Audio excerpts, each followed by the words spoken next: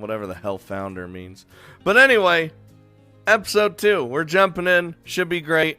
I really liked the I really liked the first episode, so we're gonna go in. There's like 5 episodes. Like today we're doing Happy Trails, but the rest aren't released. Daughter of Zion and Eternal Evergreen Part 1 and 2.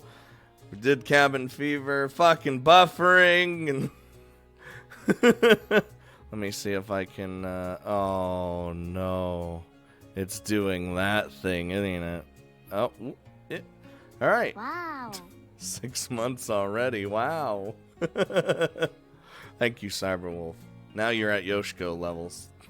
Trying to figure out how to get my bit badge back in. Twitch is not like me showing it off, apparently. I guess not. Alright. Let's go on in. Let's select this episode. I thought I could just click the picture, but I couldn't click the picture. Oh my god. Also, I have no idea about sound. I have no idea about sound levels. Nothing. I hear wind. I think. Oh my god, that's fucking scary. Hold on. Let's what is, like, if you were just like sitting here and you just were hearing this, wouldn't that be horrifying? Like, that's fucking scary. I don't understand. Anyway. That's fucking spoopy as hell. The sound whips through the air, but from what and who? I look around, but I don't remember telling myself to turn my head. Like I'm a trapped observer in my own body. Little drag! There are people crowded around me and gasping. There are trees, too. A whole clearing of them, in fact. A few of them are even lined up in a row. All of them are dripping. Not with sap. Not with water or dew. Not as nature intended. It drips with fresh green paint. It bleeds into the bark. What the shit? I look at the first tree, and there's a tail. From where I'm standing, it looks like it connects to the next tree in the row. A long serpent-like body painted through it. Vandals! This goes on for so long. For too long. Each tree dripping paint down to the soil, entombing its roots. Then finally at the last tree, there's the head of a dragon. It's wearing a baseball cap and smoking a blunt. Oh, of course it is, because that's hip to do with the kids nowadays. I know it's a blunt because the smoke is a lighter shade of green. Smoke that surrounds me. Smoke that becomes fog. Eve, what are you doing? A voice springs out of the fog. I recognize it. Her, Jessie. Why does she sound scared? Why does she sound shocked? Why does she sound furious? Teaching him a lesson. Oh. Did I? Is this what I did? Oh. We sure we haven't stepped into some crazy timeline dimension? What'd I do? Hold on. On the ground there's a man withering on the dirt, sobbing into a patch of grass. He's covering his mouth, his nose. Blood seeps through his fingers. Blood seeps into the dirt. You bitch! What the hell? You broke my jaw! You broke my jaw! You're damn right I did. I'm also gonna break your damn everything else. Graffiti artist. We start with violence of what we've done in the past. His voice is muffled. The words tumble out in a panic. Yeah? Well, your fucking neck is next. Jesus fucking Christ. Don't you take another step. Oh. My hand, I assume it's my hand, is balled into a fist.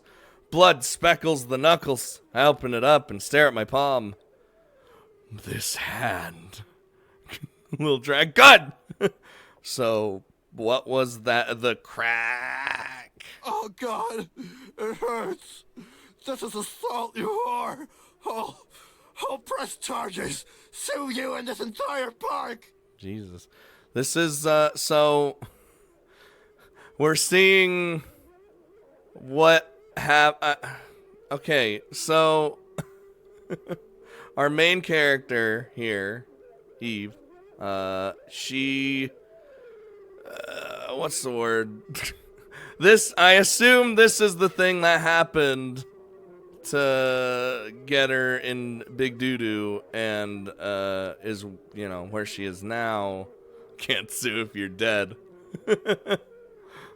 So this is from the previous episode in a way, but we never actually saw or know what the fuck happened exactly. He can't press charges if we kill him. Oh. Crack was the sound of the sound his face made when my fist hit it. Didn't she hit the teens that started the fire in the last episode? No, she was going to. And then the girl stopped her. How about I work those charges up to murder then? Oh my god. Hello and goodbye to everyone. Rip connection. Tekken! He reels back, raising his hands to shield himself. The green paint staining his hands begin to mix with the blood. That's probably not good. I start to stomp over to him. Stomp, stomp. Stop! Stop! Stop! You've gone too far this time, Eve. Not this time. Not far enough. Not until he's learned some respect. We've lost some of their damn minds. Stop! Jesse tackles me from behind, restraining me with a full Nelson. Get off of me! Oh my god. Please stop! All you're doing is incriminating yourself. Now stand down! That's the... No! I don't care anymore! Jesus. I elbow Jessie in her gut. Damn! Struggling to break free, but her grip is like a locked chain. Someone stop her. This is an order, Adams! Ah! Someone stop me. Eve! I'm being stopped. Stop! Eve! Oh god. Stop! Eve! Ah! What?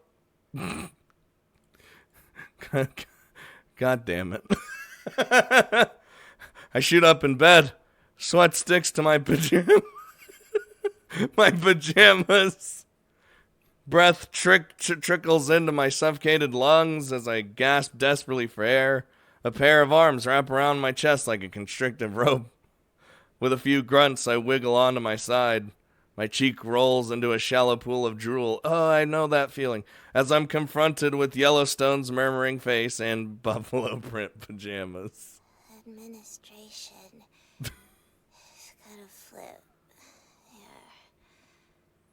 fries and malt. Snuggling up to me, she squeezes me tighter. I think I prefer Jessie putting me in a submission hold.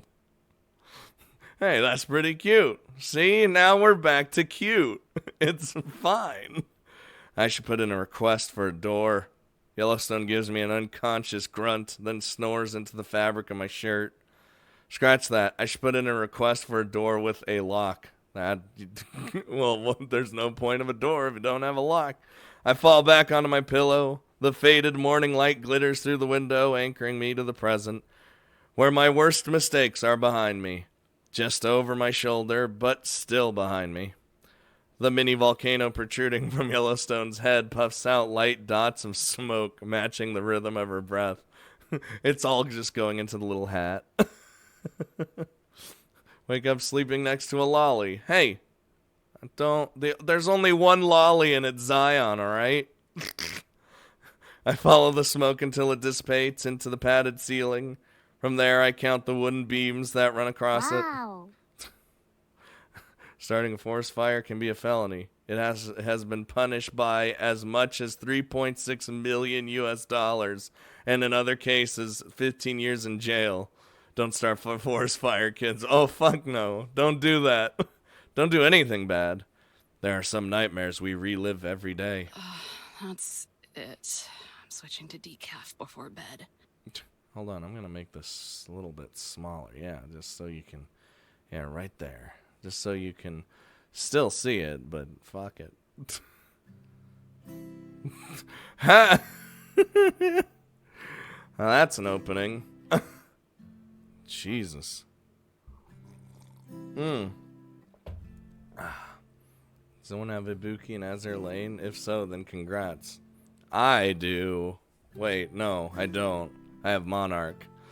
Amazing. I somehow managed to look mildly more dead inside than I usually do.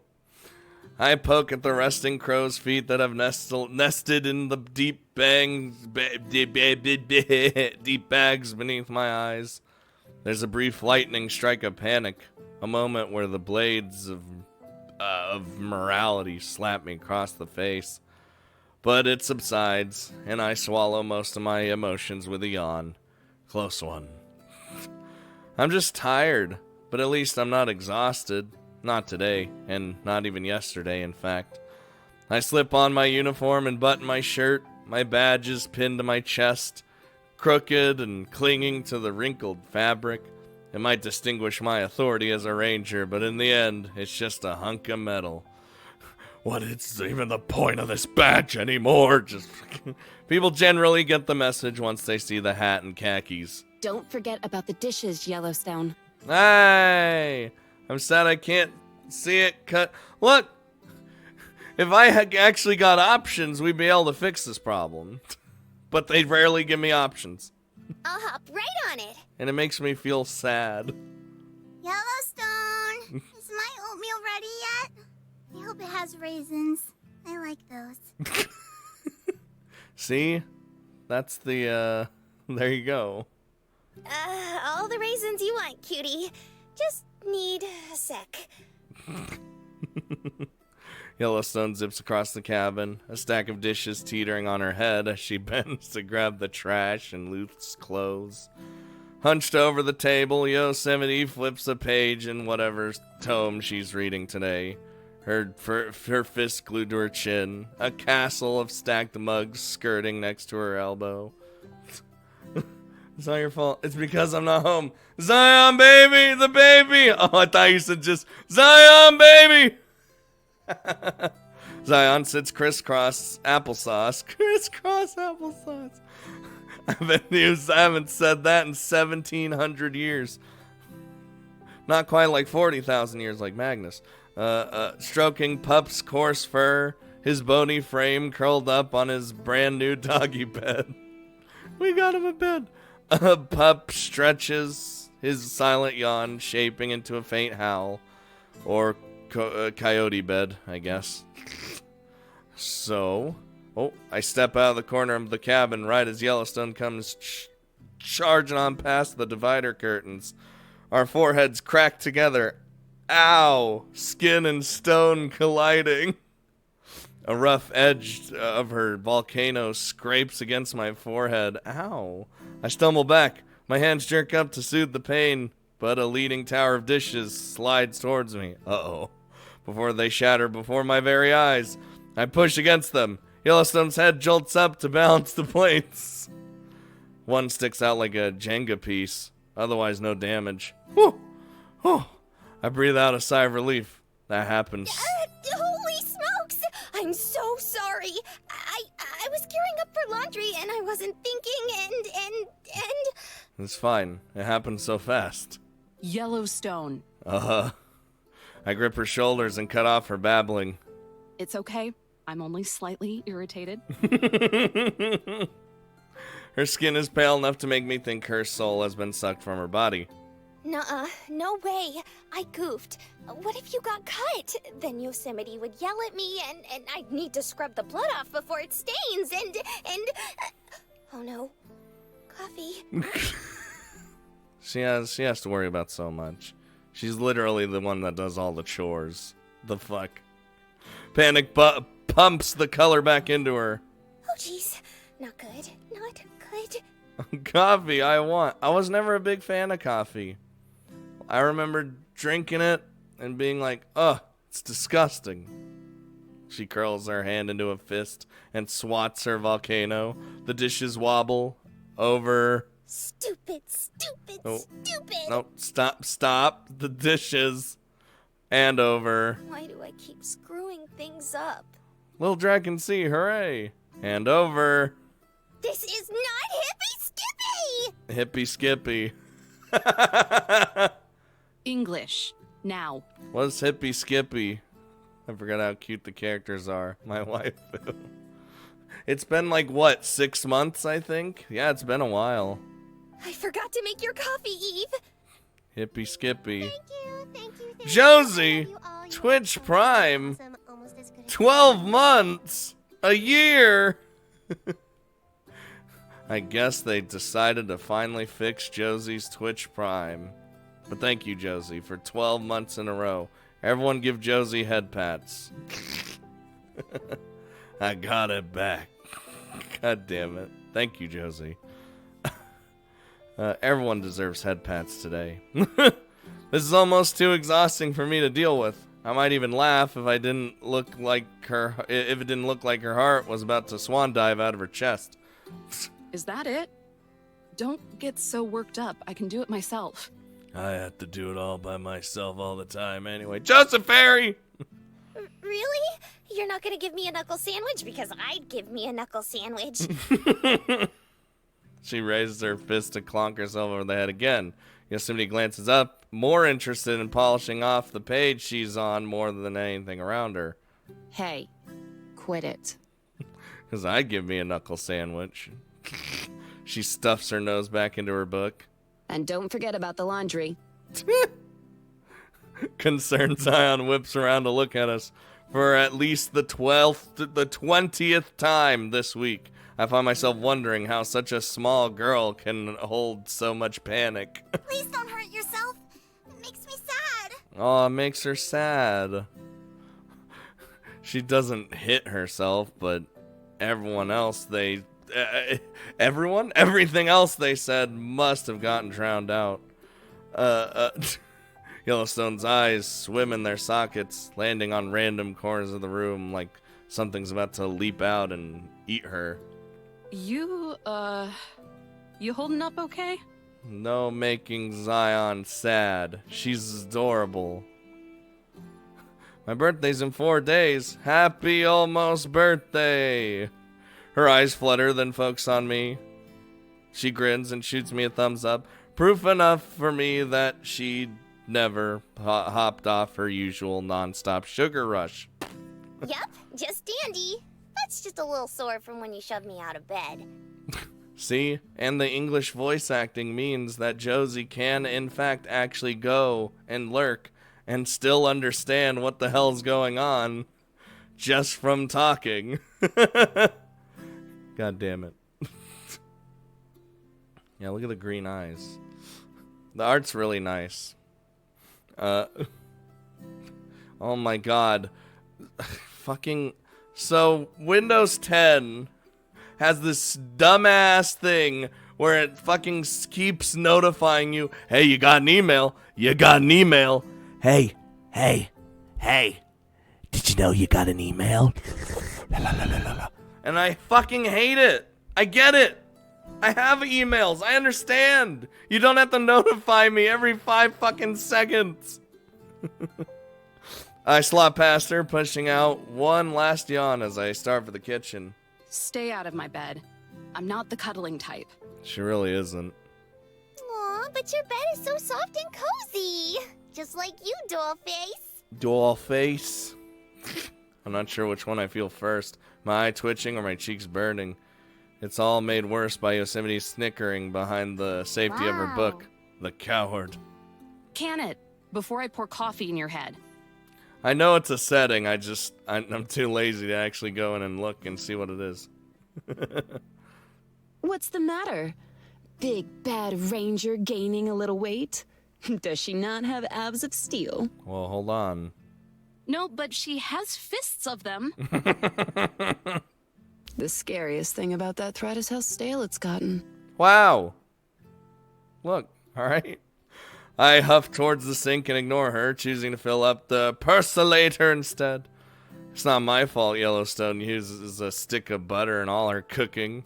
Say, do you care if I rake up all your dirty clothes? It's laundry day. Like a full stick?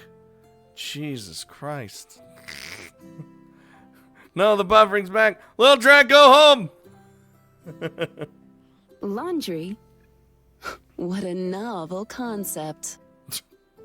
Yosemite mumbles loud enough for the point to get across. Yellowstone's smile fades and her gaze droops down. Go ahead. Knock yourself out. If you want. With pleasure. She literally knocks herself out. She slinks behind the corner. Zion watches intently, observing Yellowstone as she gathers up my clothes. I don't have that much, right? Like, I just... With Zion's attention drawn away and in desperate need of more morning pets, Pup hops out of his bed and braves the world. He buries his snout in my legs. I let the percolator fill up with water and bend over to scratch his ears. He leans in, grunting in ecstasy, his ear flopping up and down like a flag in the wind. If clocking some dumbass in the face gets me a suspension and banished here, then I can only imagine what Jessie would do if she found out that I wasn't just feeding Pup, but also housing him.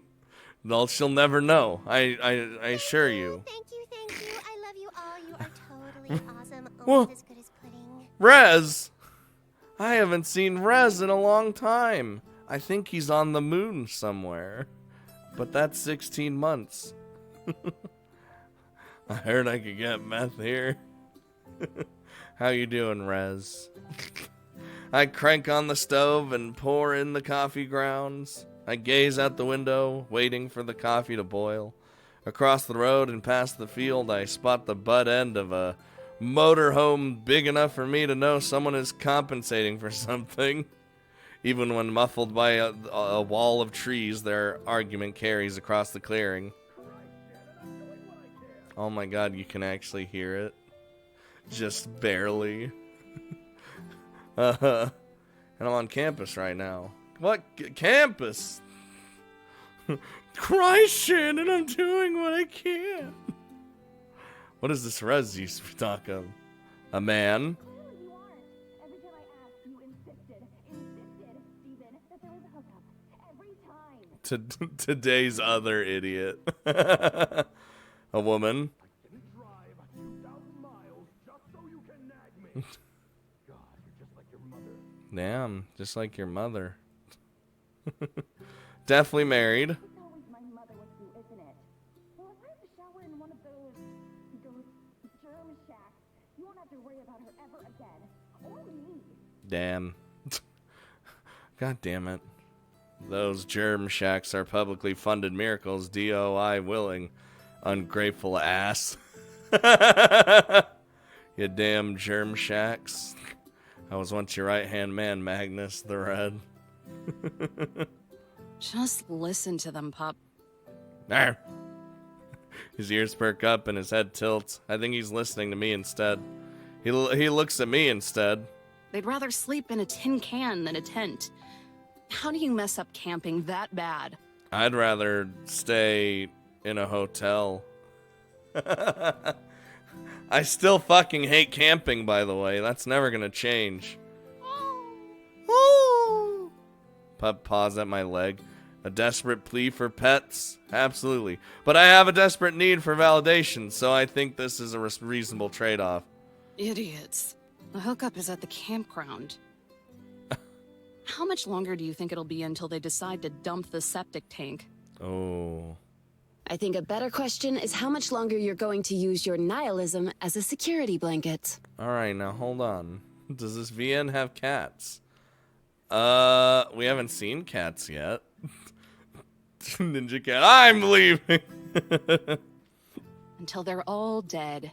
I I have 7 billion pieces of bad news for you, and you're one of them. Coffee boils over the spout and dribbles down the percolator. I twist off the stove and bring my boiling pot of sunshine over to the table. Keep patronizing. If a tiny forest fire makes you come down with a fever, I can't wait to find out how bad you smell when Mr. and Mrs. Crisis Counseling decide trash cans are too complicated. Eve dragging everyone. I do like her as the main character though. What the hell's that, Magnus? It's a fireball? What? I reach for the dirty mug balancing on top of the 5 others. Like I've done thousands of mornings before, I pour the still simmering coffee. Just what do you think you're doing? We're reusing. I tip the percolator back, 3 drips already speckling the cup. Pouring coffee. Into a dirty cup? Yeah, we love it. I glance back at the mug. A faint ring of yellow tea residue circles around the middle. Looks fine to me. Yeah, there's probably some sort of wild cat somewhere. Yosemite's ears flatten. But I just drank out of it. Oh, indirect kiss! I'm not skipping my morning coffee because of your slobber. She doesn't give a shit. Yeah, what the shit is that emote? Oh, it's the nastiest thing in the world! Hold on. Hold on. We're taking a quick detour.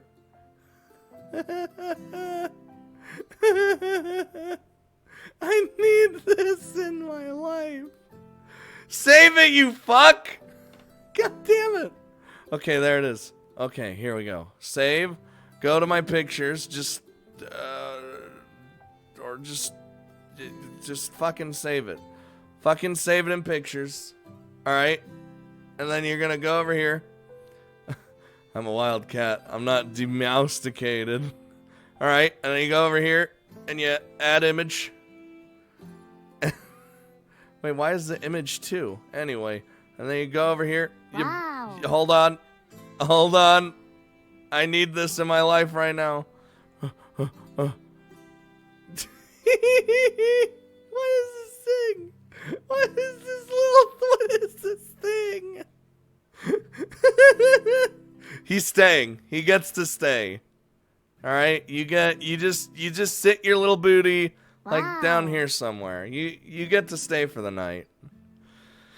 You amused me too much, so you get to just chill out there and sit around. All right, anyway, let's go back to the story. It's the nastiest thing. Stop laughing at me. All right. I pour the rest until it nearly slops over the edge of the cup, keeping my eyes locked with Yosemite's. I take the first sip. Damn, she's just locking those eyes. I can't believe you! You are so gross! Aren't you the one who uses the same tea bag over and over because you don't want to be wasteful? Yeah. Yeah, but that's different. Is it though? Yosemite caresses her forehead. A pink glow gradients her cheeks. What if I get your germs, huh? We can't just go swapping saliva like that, you know. Look, alright? Sometimes our mouths are very clean. I think you have your information mixed up. Yosemite gives a tired sigh. Any hint of embarrassment has been replaced by exhausted certainty. What are you talking about? Of course I don't. Everyone knows germs are exchanged between both parties whenever body fluids come into contact. Doesn't matter which body fluids. Raz, what the shit is... God damn it. I think the only germ any of us need to worry about catching is your ego. Ah! I wonder if she just feels obligated to know more than anyone else, even when she's wrong. Like being smart is her cross to bear. Even if she's a smart aleck and a know-it-all, I've come to not really like, but appreciate Yosemite. Just appreciate her. I am happy to meet you. Thanks for following. Yeah, that works. I appreciate Yosemite. So, how long do you plan on letting the breeding pair struggle out there before helping? The breeding pair. Until they go away, or my shift starts. Whichever comes first. We glance at the window. The yelling continues, blending in with the chirps of the morning birds. Dude, right in the morning, too. You fuckers, we just wake up and instantly already hear yelling. I want to hear that shit. Isn't teaching these people how to not mess these things up your, I don't know, job? I rip open 2 packets of sweetener I find buried beneath Yosemite's research. She gives me a dirty look for digging around in her crap, but I just ignore her and pour them in my coffee. I signed up to protect and preserve. It's not my job to teach these people, especially when they care so little about the parks they couldn't even be bothered to do a little research. Correct me if I'm wrong, and I'm not. But weren't you the one who sent those kids to a fire safety course after that incident a few weeks back? Ah, is that so? This is a few weeks then. That's what I'll call a couple from now on.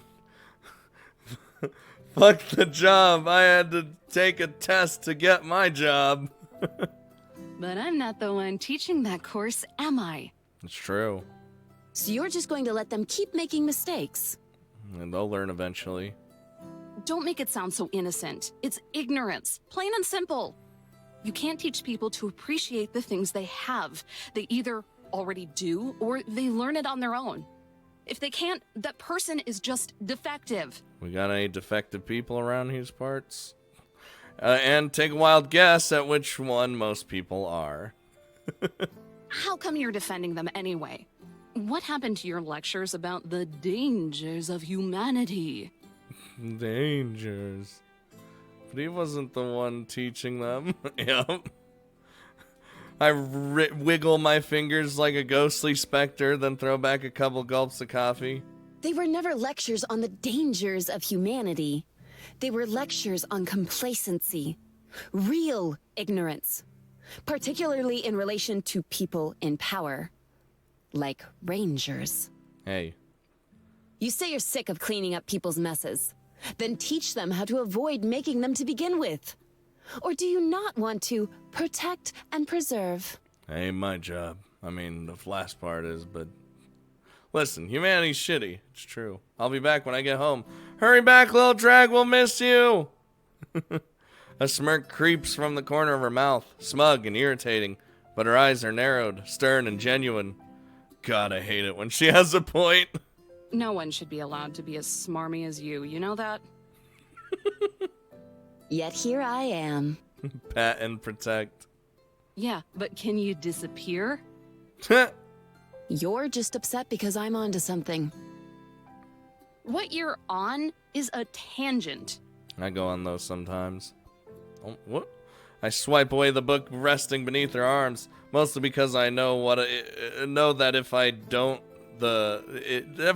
do that, the verbal thrashings are going to wear down any argument I have, and my ego just can't handle it today. And what is it even that you're educating yourself with?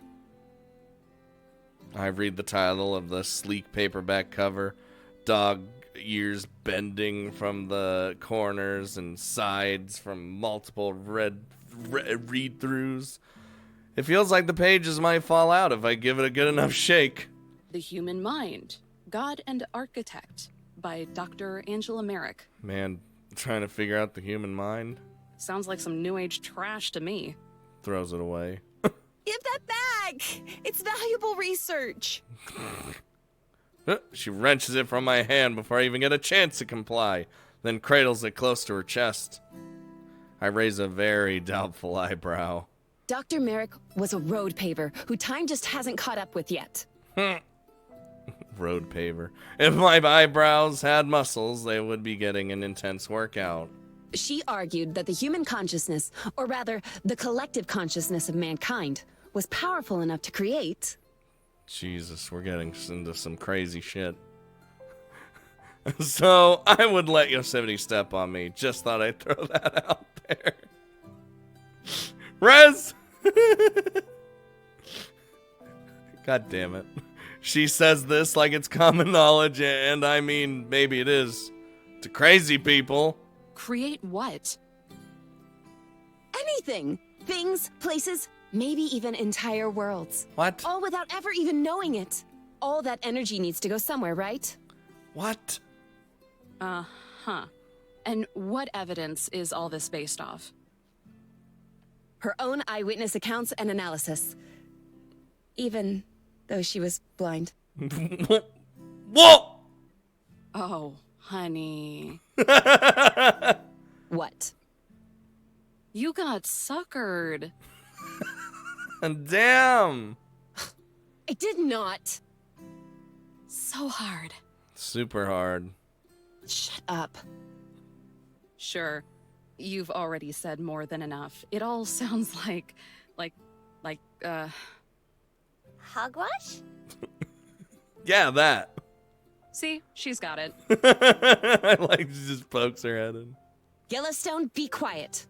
I'm trying to open Eve's puny mind. With bullshit. I breathe in, ready to take another stab at her. A sharp one! Yeah, with a knife up when Yellowstone gets the first word in before me. And then bloop. Well, actually, I was wondering if I could start rinsing off dishes. You could do whatever you want. She twiddles her fingers together, shifting her eyes to the ground, away from Yosemite's hawkish stare. I think she might actually be scared of her. About time. All right, take them two at a time. I don't want to see any of them break. Like someone's scope of thought. Why are you so interested in what a quack has to say anyway? 2 by 2. Yellowstone takes the mugs by the handles, resting them in a bed of bubbly water, flooding the sink. Because that quack gave me a theory. Mm-hmm. What kind of theory? Like, involving your research? What kind of goddamn crackpot theories we got going on here now? Starts a violent cheer on campus. I lean in closer, my voice dropping to a hushed whisper.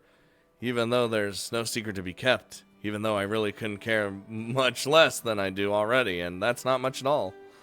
It's just a small amount, really. About where you three might have come from? Huh? Something to that effect. We need this. We need this information. Let's consider, just for a moment, that if enough people feel strongly about something, then they really do create some kind of, I don't know, physical embodiment of it? But these parks get treated like shit. Doubtful, but I'll suspend my disbelief.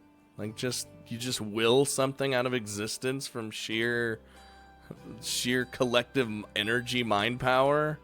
Shit, man. So wouldn't it stand to some kind of reason that since strong feelings, and as a result, cultural perceptions, shift with time, the physical results of it would change too? What? Time for some, Magnus, I'm scared. Oh, god damn it, Magnus. That's food! And you know I love food! Damn it.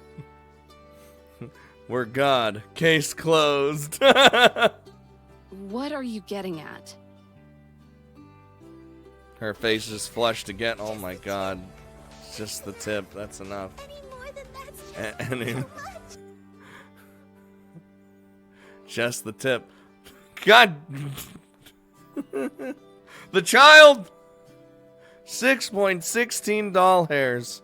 I see you changed. You just went with Chrissy and now instead.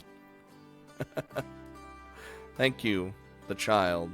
You'll still be the child forever and ever, though. Like that ain't gonna change. But thank you for the 6.16 doll hairs. Totally awesome, almost as good as pudding. And I will use that to buy some dinner tonight, because I'm fucking hungry.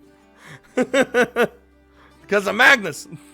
It's been 27 months! Mother of God. See, Rez has a founder. The child has a founder. I still don't know why Ninja Cat doesn't have a founder. I'm confused. What the shit? God damn it. I know Magnus doesn't have a founder because I think Magnus's first stream that he said something in, at least, was in Akiba Strip or Akiba's Trip. You know what I mean? That garbage stream I did where I couldn't figure out the controls. Yeah, I'm pretty sure. And that was way after the founding, I guess. God damn it.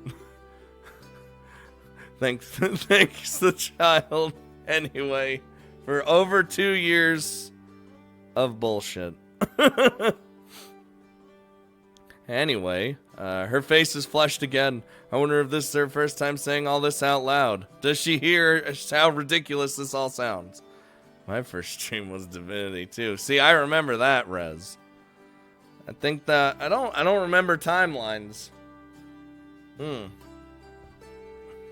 We should go back and play that, but I don't know. We should restart from the very beginning like we have done every time.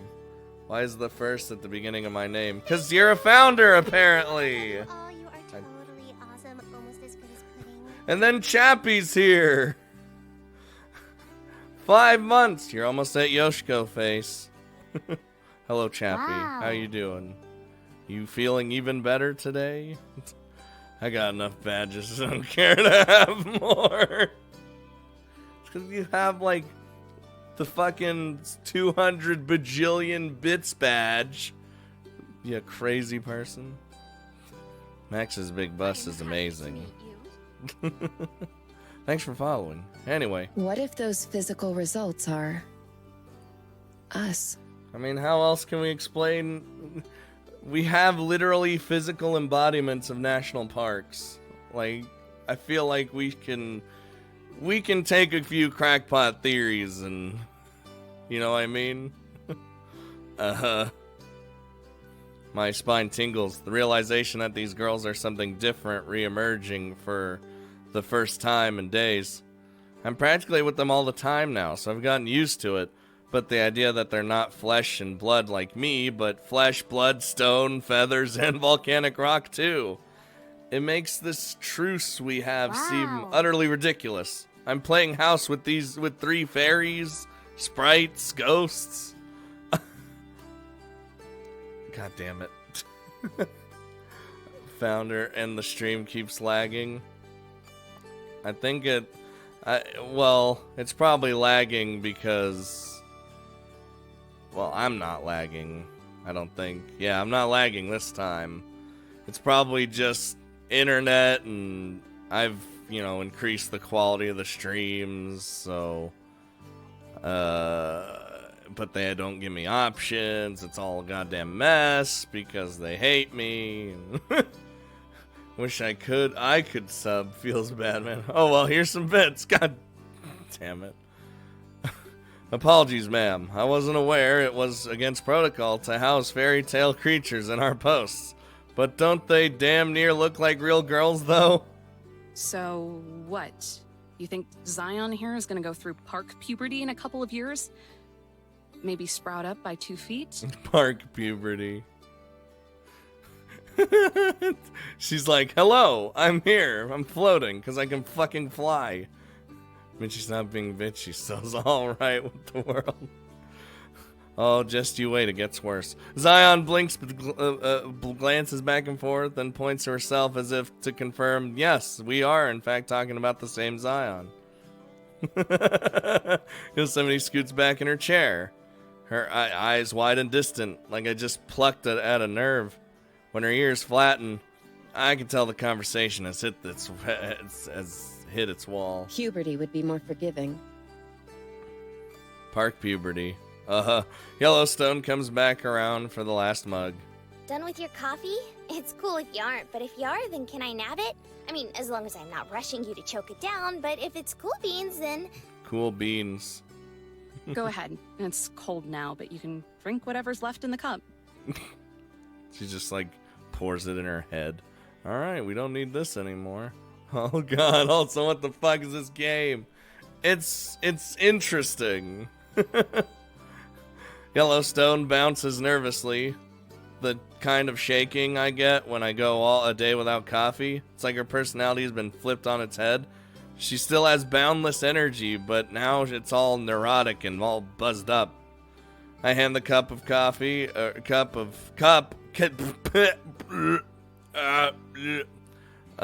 hand the cup off to Yellowstone. She brings the mug to her lips, tilting it back. Stop drinking out of the same cup! It's not that serious, Jesus Christ.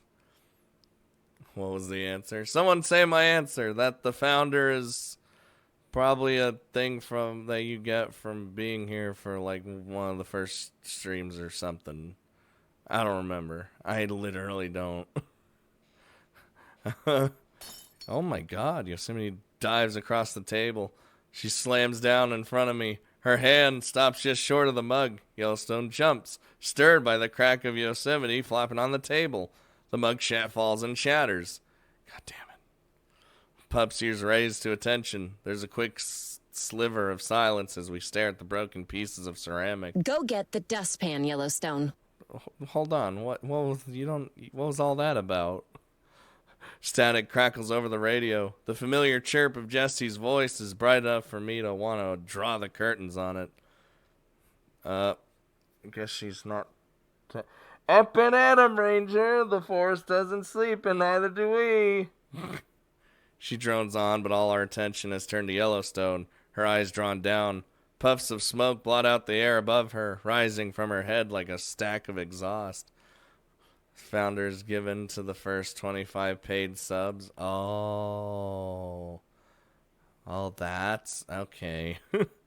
Her fists clench together. I hear them crack. Uh-oh. Her arms tense until they shake. I'll get it later. What? A stiff whisper, quiet enough for me to be unsure if I even heard it right. What the shit? Yellowstone zaps out of sight. A gust of wind twirls around us, tossing loose papers from the table. Then there's just an empty space. Wakey, wakey, eggs and potential disciplinary action, Eve. Zion looks up at Yosemite, concern swimming in her eyes. What's wrong with Yellowstone? She's not acting like herself. That didn't look good. Was I? The oldest stream I can remember was Corpse Party. Yeah, that was definitely an old stream.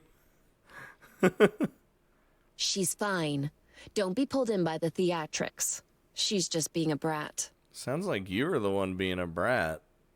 Yosemite goes back to reading, occasionally grumbling. Zion looks to me, but the best I can offer her is a shrug. Don't ask me what's normal around here. I stand up and stride over to the radio, picking up in the middle of one of Jesse's threats, masked by good cheer.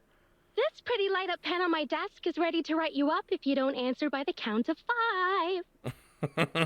1 Mississippi. At least she's giving us the Mississippi treatment. This is Ranger Adams, and you can't fire me. I already have a letter of resignation. Over. Okay, bye. My shredder is more than ready for it.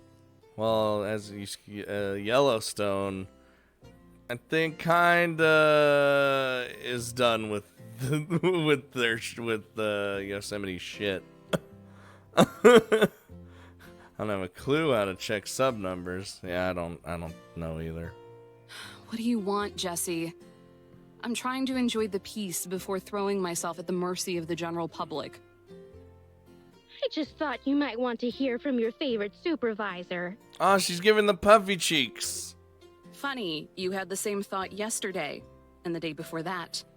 And the next day. And the next day. Just making sure you aren't boarded up in that cabin, hiding your pretty face from the rest of the world. I wish I could do this. She hides the next bit under a cough.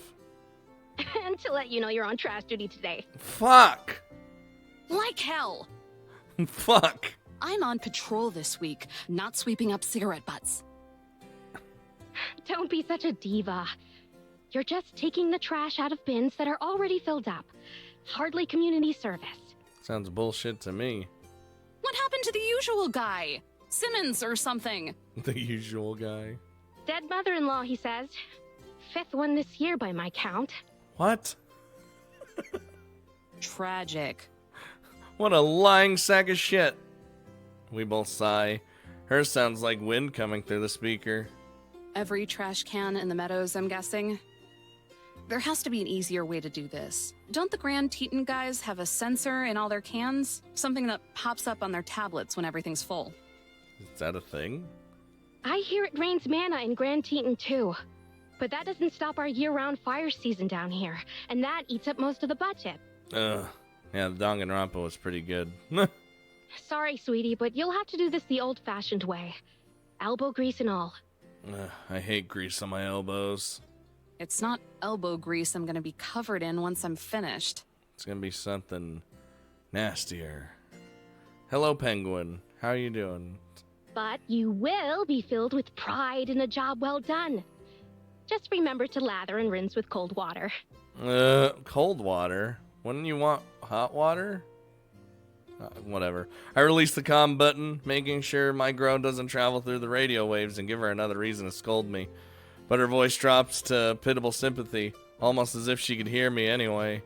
Do this for me and I'll bring some new snacks the next time we catch up. I have teriyaki jerky!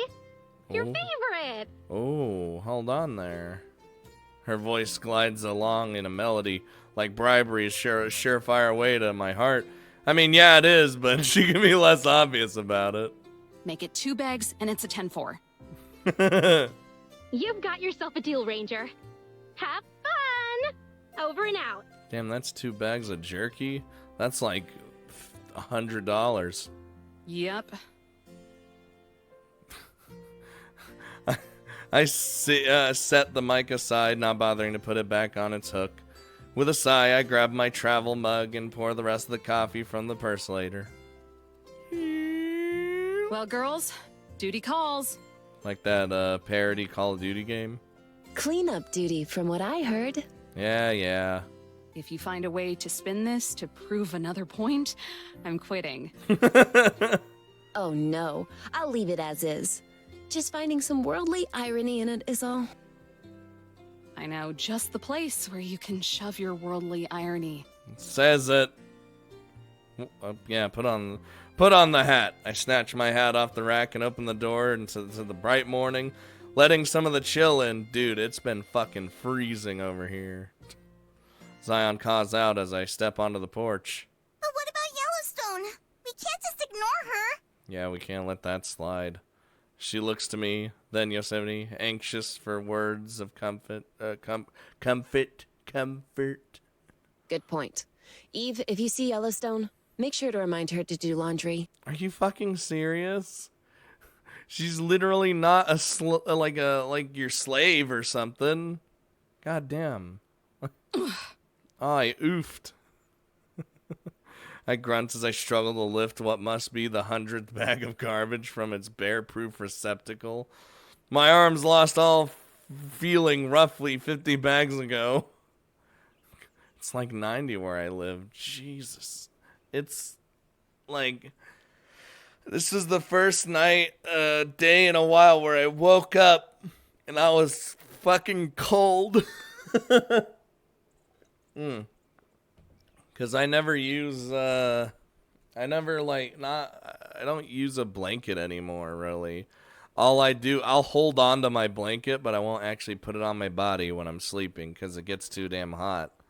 But not this time. Heaving the bag up and into the bed of the pick-em-up truck I've been given, I spot a split near the seam. Oh, no. Oh. I shove the bag upwards just as it starts to tear, managing to avoid most, but not all the trash juice that spills out.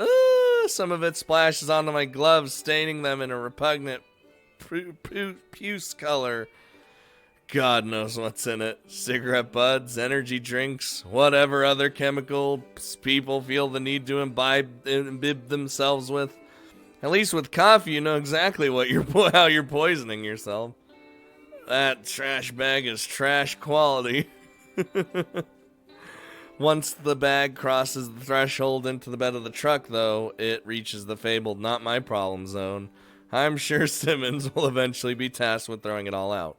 Whatever they pay that man just isn't enough. Whatever they pay me isn't enough. Am I getting paid? I fluff up one of the empty industrial-sized bags and replace the one I just removed, before fitting the lid back on top. Only another 1,000,000 trash cans to go. Trash waifu. I climb back into the cab and head off down the road. The truck's older than I am, with a busted radio and a tape deck that might work. I wouldn't know, because I can't think of anyone who still uses cassettes. Didn't we all decide to switch to CDs a couple years ago? And then from there we went full digital, and now it doesn't matter. The occasional car passes by, most of them going in the opposite direction of me. Good, that's one less person to deal with. I hate people. I empty the next trash can and then keep going. This one goes better, and I managed not to spill anything on myself. At this rate, I'll probably be done by lunchtime. Ooh, lunch sounds good. I haven't been driving for 2 minutes before I spot a glimmer of green plastic nudged against a bush. Sighing, I pull over. Couldn't wait until the trash can, huh? Just had to ditch it right now. Sounds about right.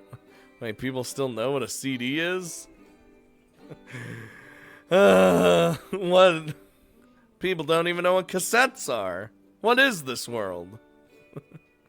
Feels like we're gonna be eaten. Nah, we're not gonna be eaten by a bear. It's fine. Honestly, it's not emptying the trash that bugs me. It's the inherent laziness that people seem to have built into them. Sure, they might initially feel a tinge of guilt, but they never think about the piece of trash ever again. They'll never think about how many years it will take for the plastic to decompose, or the bird that will choke on it. Nope. I feel old now. No, people will continue to live their lives, content to watch their nature documentaries while occasionally crying when a polar bear drowns. That's their good deed for the year. After all, there's nothing they can do about it. They're just one person, right? Floppy disks are basically the same group as cassettes. I remember floppy disks. Yeah, it's laziness, alright. And laziness is harmless until you realize it's just another form of selfishness. This feels bad. Tracking on a VCR. Oh, God. Without bothering to put on gloves, I slammed the offended bottle into the back with the rest of its brethren before resuming my journey. I can only pray that it eventually gets recycled. I'd like to see Yosemite's justification for something like this. It's not my job to teach people why they shouldn't litter, because I'm not a third-grade science teacher. It's apathy, pain, and plain and simple. And apathy is death. And you can't educate apathy anyway. Every now and then there's the occasional camper who means well and just needs a push in the right direction. But for every one of those campers, there's 10 more waiting in line for the nature documentary. Ironically enough, Yosemite misses the forest for the trees. Does she know just how many people lose their footing and fall off cliffs in these parks? If they can't even take care of themselves, then how could anyone expect them to take care of the land? Apathy is my life motto. Just ahead, I see an aluminum can lying lonesome in some underbrush. I pull over and dig it out. Shocker, it's an empty can of beer. Who would have fucking thought? The coloring is faded by the sun, meaning it's been out here for a while. I toss it into the back. Not even a good brand. There's a good brand? All of it's nasty. Whoa, that was... By noon, I'm just about done. There's still a handful of trash cans left to deal with, and then I'm free. Free, I tells ya! My arms are sore from all the hauling and the lifting I've done, and I'm probably gonna smell like garbage for a week. Not if we, clean ourselves. Hold on, I need to turn on my light. It's cold, and it's getting dark outside. There we go. Jesus. Why is it... It's cold, it's raining, internet might die any second, but that's fine. If nothing else, at least it's quiet. I lean back and stretch, soaking in the sun as it warms my face. What? Something rustles in the bushes behind me. Before I can turn around, my vision goes black as someone covers my face with their hands. Guess who? Ah, that's where you went. At least there isn't any time to be concerned. Yellowstone. Oh, shucks. Was it that obvious? It's your accent. You're lucky you have a distinctive voice, or else you'd be unconscious right now. A heavy breeze rushes around us. Even though the jig is up, she doesn't take her hands away. You're such a grump, Eve. Don't you ever lighten up a little? No, if I lighten up, things die. Wait, what? Firstly, no. Secondly, I'm pretty sure someone coming up out of nowhere and latching onto my face is a good reason to be annoyed. I would have been annoyed. I wouldn't be like, this is so you silly goose. No, I would be pretty upset. But we're friends. Friends. To emphasize, she squeezes me a little tighter. At the same time, the breeziness intensifies, like she's holding me in a wind tunnel. An electric hum buzzes around us. The truck, maybe, or nearby power line? Don't push it. Are you going to let go or not? Oh, right. Ta-da! She's like, I didn't.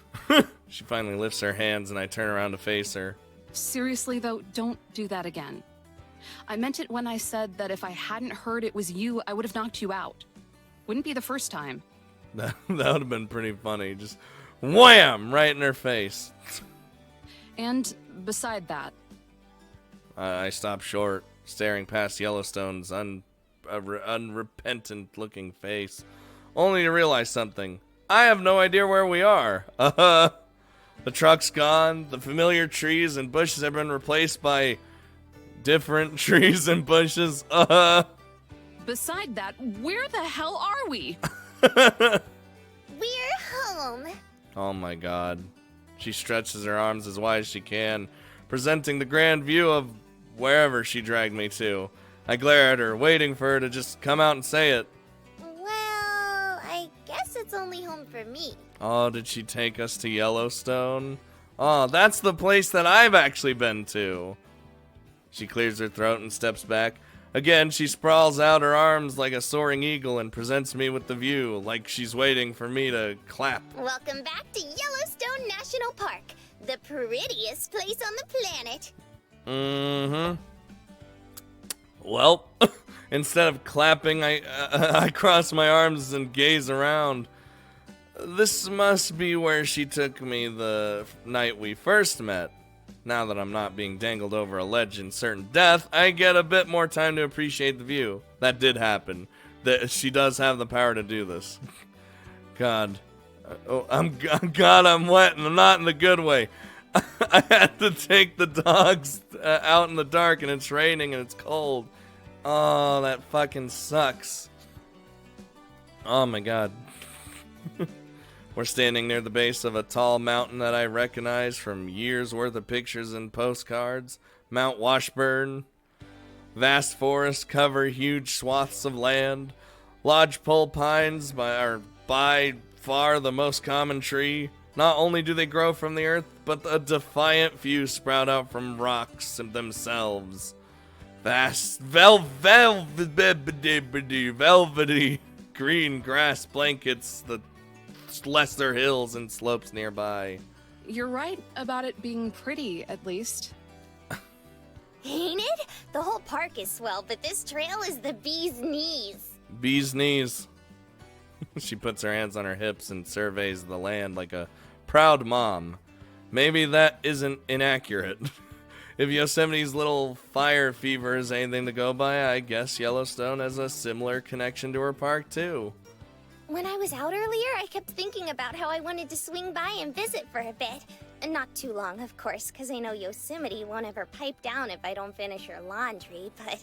Speaking of which, I was told to tell you to do the laundry when I last saw you, so... God damn it. Let's just started playing the Princess Stray Cat Matters of the Heart 2 demo. See, that's gonna come out when I'm done with the first one, so we can just go straight into that one. I hate that saying. What bees even have knees? Yellowstone trails off, a frown breaking her cheerful facade. Two hummingbirds buzz around us and brush their long beaks against each other as if kissing, before flying off into the trees. A small smile wiggles its way back onto her face. But I figured a little break can't hurt. Usually I go hiking with Zion, but since we're bunk buddies now, I figured, what the hey, and decided to bring you along instead. Oh, great. It's not like I have a job to do or anything. Lucky me. So, where have you been all day, then? Here. Oh, you know, a little here, a little there. I needed some fresh air after everything this morning. There's a lot you're going through. I would have been salty. Yeah, I think I still have shards of coffee mugs stuck in my boots. Sorry about that. I'm just so... Salty? I'm at my wit's end, Eve. I've always been the one to do the cooking and the cleaning and the laundry-ing and everything. See, I get it. I would have put my foot down on the first day. I've been like, look, we all got to do something around here. I alphabetized Yosemite's books and make sure they end up back on the shelf. Even before you moved in, I was the one keeping the cabin spick and span, making sure Yosemite had a comfy reading space, taking care of Zion's hair. I also... Okay. I get it. You do everything around the place. I'd hate it. I do, absolutely, positively, but all I ever hear is laundry this and tea time that. Absolutely. Yellowstone puffs out her cheeks and looks stern in what I think is supposed to be her best Yosemite impression. Yellowstone, why haven't you done the 10 things I already asked you to do? I've got 5 more that need to be done right now. Oh, she's got the pouty face too. I roll my eyes and try to keep myself from chuckling. Couldn't have done it better myself, kid. So fight back. Tell Yosemite to shove it or something. Tell her you don't want to do all her chores anymore. That'd be more productive than just throwing a tantrum about it. That's what I would have done. It's not that I don't want to do it. I like being useful and all. It's just that a little bit more gratitude would be nice, you know? I'm working my tush off for her, but it's crystal clear that she doesn't care about that. In fact... Crystal. She glances over her shoulder, then leans in and cups her hand over her mouth, as if Yosemite might plummet down from the heavens and catch her in the act. I'm starting to think that maybe she even has it out for me. Jesus. That girl has it out for everybody. Except maybe Zion. Maybe. Because she's too adorable. You look at her and you're like, I can't be mad at you. But this is different. She was downright mean this morning. It's been like that more and more lately. Well, if you aren't going to stand up for yourself, then you're pretty much just asking for it. She's gonna get more comfortable with you doing everything all the time, so... Why can't you cut me some slack? I was kinda hoping for some compassion here. I'll give you some compassion. Here you go. There you go, little one. You get that compassion for you. You just sit there for a second. Sorry to burst your bubble, but if you're not going to make a change, then all you're doing is blowing off the job people rely on you to do. That's the thing, though. I'm starting... Oh no, hold on, I can't have you there. You gotta move your ass, buddy. I detect the faintest hint of a voice crack. I'm starting to wonder if it's even worth it.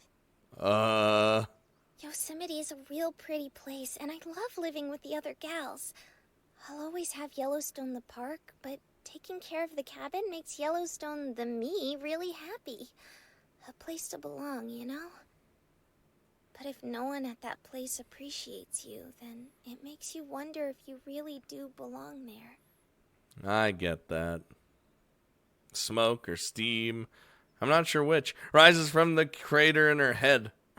She sighs and gazes past me at the empty wilderness. But even emptier than that is the look in her eyes. I wonder how many mornings I've dragged myself to the mirror only to see that same exhausted stare reflecting back at me. Look, kid, I get you. I really do. About wondering if it's worth it and all. But I have to know, why me? You said you usually bring Zion along, right? Why not just ask her instead? Yellowstone gives a sad smile, but nonetheless tries to force the cheer out of herself, straining her voice until she sounds only slightly miserable. I already told you that, silly. I thought you could use a break too. It'll be great. We can tell stories, swap gossip, talk about boys. You know, girl stuff. Well, let me tell you about boys, all right? I'm not into a single one of those things. Well, feel free to start walking back to Yosemite if you want. It's a bit under 1,000 miles by foot, so you better get a move on. Now that's fucked up. This little brat, I swear I'm gonna... Before I can bring myself to wring her neck, I get an idea. So instead, I turn around and simply start walking. Cool. I'll take my chances. Wait! Hold on a sec! She's like, you actually gonna... What's going on here? I freeze and try to hide my grin. No wonder Yosemite has such an ego. Being the smartest person in the room must be addicting. The truth is, I brought you along because I felt like I could trust you. There, I said it. Say it again? He's like she lifts up her ear. Genuine shock wipes the smirk right off my face. Maybe I'm not as smart as I thought. Huh? But why? Hello, the animal. How are you doing? It's silly, but... Her eyes shift to the ground. She bashfully kicks the dirt around her. When you complimented my flapjacks the other day, it made me really happy. Like, golly, someone finally appreciates something I'm doing. Oh, I see that. And then when you took charge and put out that fire, it just... I don't know, it made me like you even more. It's like you really know what you're doing. Sorta. I'm probably just being stupid, huh?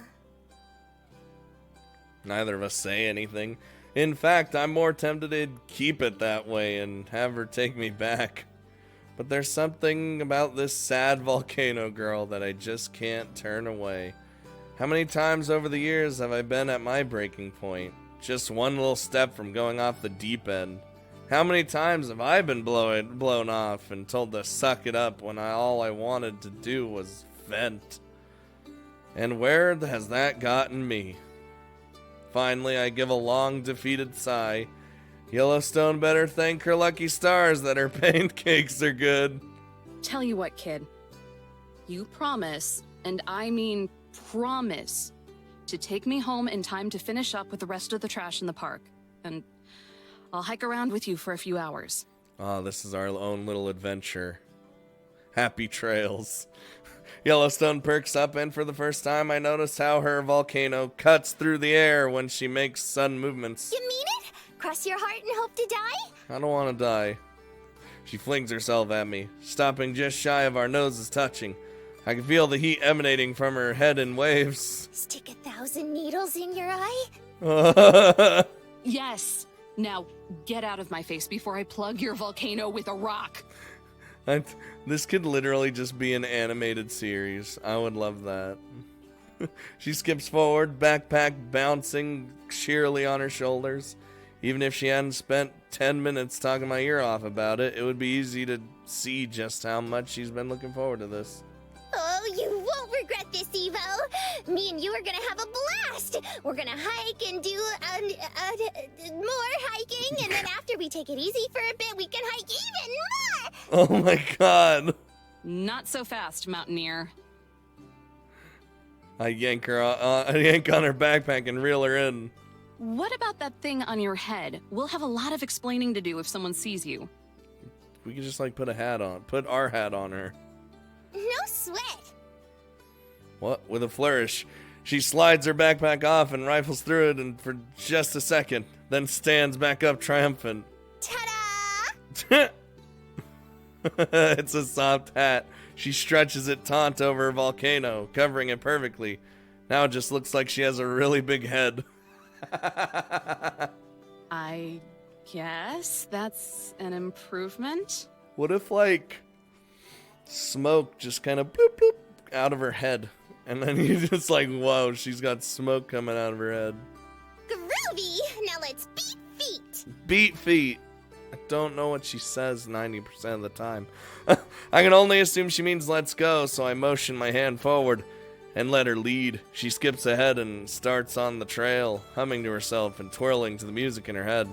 Just promise you'll take me home early, please.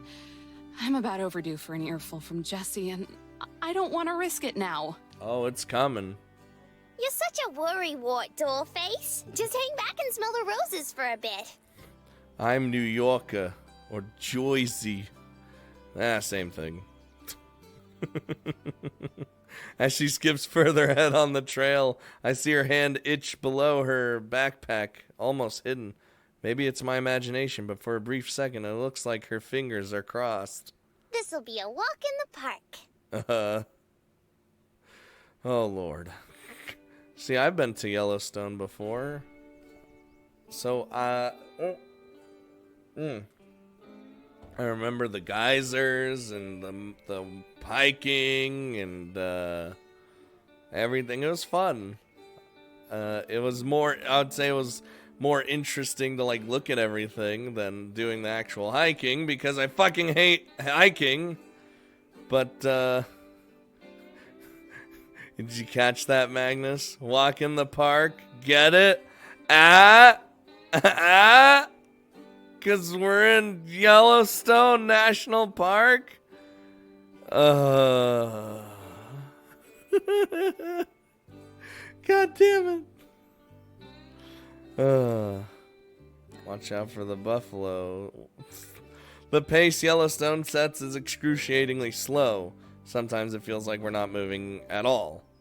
I sometimes have to march ahead, hitting a steady stride just so I can keep myself warm among the dusting of snow that decorates our surroundings. It forms mushy mud puddles in parts of the trail, but in others the path is so well trodden that the snow is gone entirely. I hope Lego and Ray take you hiking again sometime.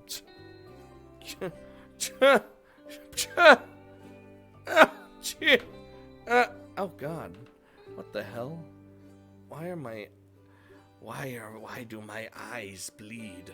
Okay, here we go. Yeah. Chris is into hiking, but like Ray's a fucking skeleton. Sometimes Yellowstone will dart off the road to inspect a soggy plant or a peculiar rock along the way. She'll kneel down, humming to herself, gently touching the object of her curiosity like a scientist.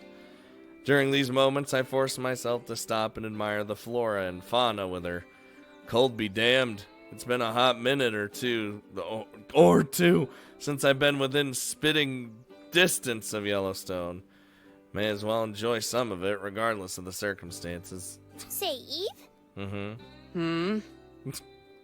Content, I move along from the ice-crusted bush I was looking at and continue on the trail. Like my shadow, Yellowstone falls in lockstep behind me. I was wondering, what made you want to become a ranger? Easy. I like nature, and I like the parks. Wanted a job that would let me be around both. Had my mind set on it since I was a kid. And then I became disillusioned. Well, after that awkward veterinarian phase, but we're not going to talk about that. Then why are you so grouchy about having to do it? You sure don't beat around the bush, do you? No. Get it? Beat around the bush because we were around a bush and end me. Well, yeah. Most folks stop listening if I ramble too long. Cut to the chase is what Yosemite always says. At least that's a good piece of advice the bookworm has. It's not that I'm grouchy about having to do my job. I just don't like having to deal with people or their messes. I think that's most people. No one likes dealing with other people's fucking shit. So, you don't like talking to people then? Bingo. But you had to talk to people for this job, like it's... She gets quiet, and we drift apart a little bit. My pace stays the same, but Yellowstone starts to lag behind. Not stopping, but not keeping up, I can hear her clomp along behind me. Then her footsteps quicken to catch back up. Are there any rangers that do have to talk more? Plenty. I start to pick up the pace a little. Yellowstone lags behind again, and soon enough she's right by my side again. What do they do? Nothing but talk. Kind of like you. My mind immediately shifts to Jessie. I'm pretty sure the first thing that woman does when she wakes up is talk. Probably the last thing she does before sleeping, too. If she's not working, then she's almost certainly chatting. And what do you do? Answer your questions? Yellowstone giggles as if I told a funny joke. Unfortunately for her, I ain't laughing. I mean, what do you really do, silly? You're always buzzing around like a worker bee, but it seems like you're doing something new every day. Well, I kind of get assignments that I need to do every day, and so she wants to be a park ranger, but she doesn't want to do what park rangers actually does. Makes sense. Well, I guess you could think of it that way, but like, that's how it is with most jobs, right? Like, you're like, oh, I really want to do this. And then you finally do it, and you're like, this isn't exactly what I wanted. You know? That's what happens. What the shit is this? What the shit? Anywho, let's not talk. It's not enough to kidnap me. She has to torture me, too. I glance back at her. Even though I'm brushing her off, her smile is radiant and genuine as she waits for me to respond. Okay, maybe torture's a bit too strong of a word. At the very least, she's not a nagging busybody like some other parks I know. If you have to know, I'm basically law enforcement. If someone screws up, I'm who they call to take care of it. Look at this face, though. You see this face? That tongue! So you're like a forest cop. Not too far off, actually. Got training just like any other cop. Only difference is I did it on the federal level. Forest cop. Dude, that sounds like it could be a series all on its own. I feel a spring in my step as my long, dormant pride briefly swells up inside me. So how come you gotta take out the trash? And it's gone again. Because at the end of the day, I'm a glorified janitor.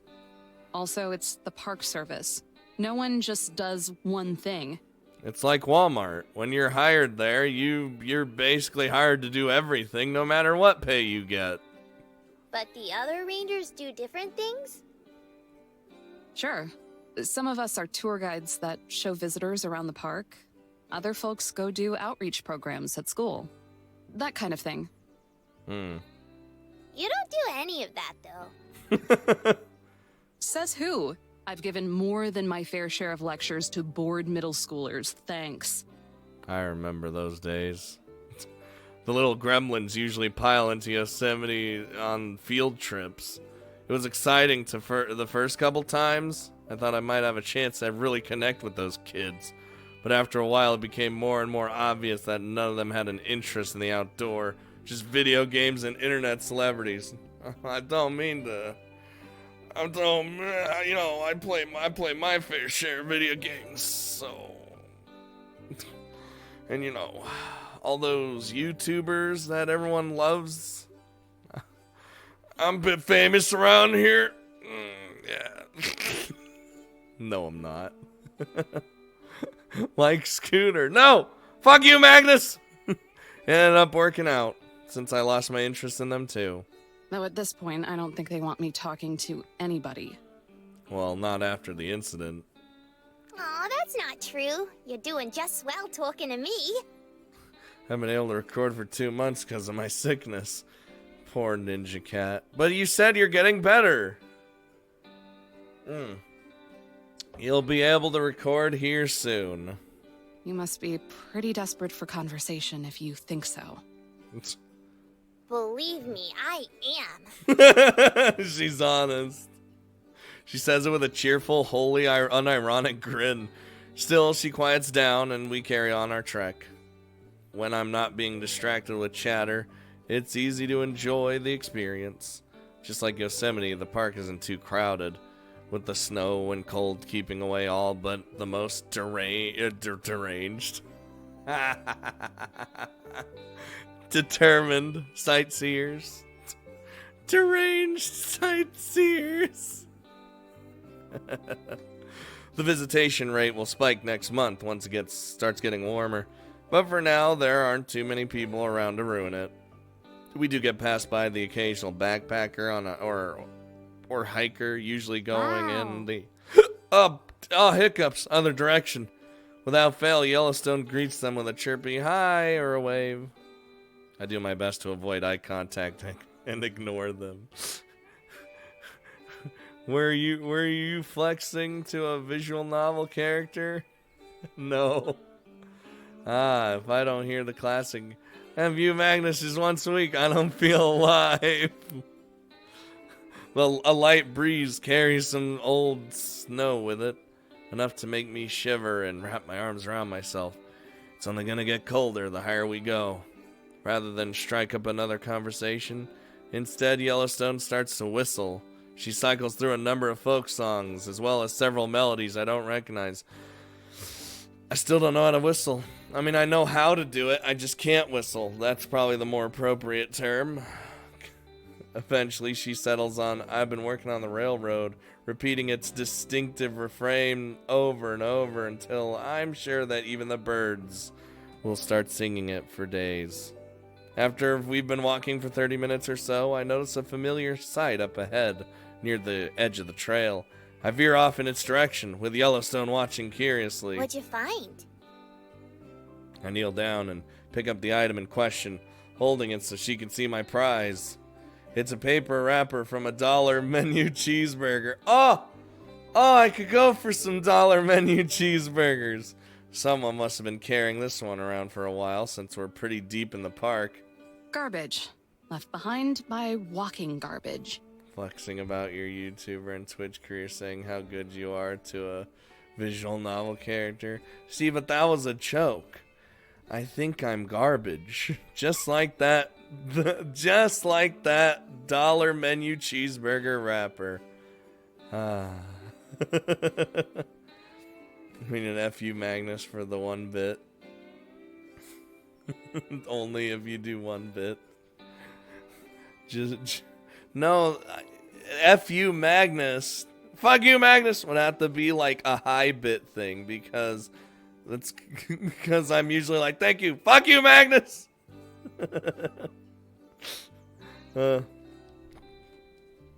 Hashtag blame Josie. I just ate a cheeseburger. See money? Where's my cheeseburgers?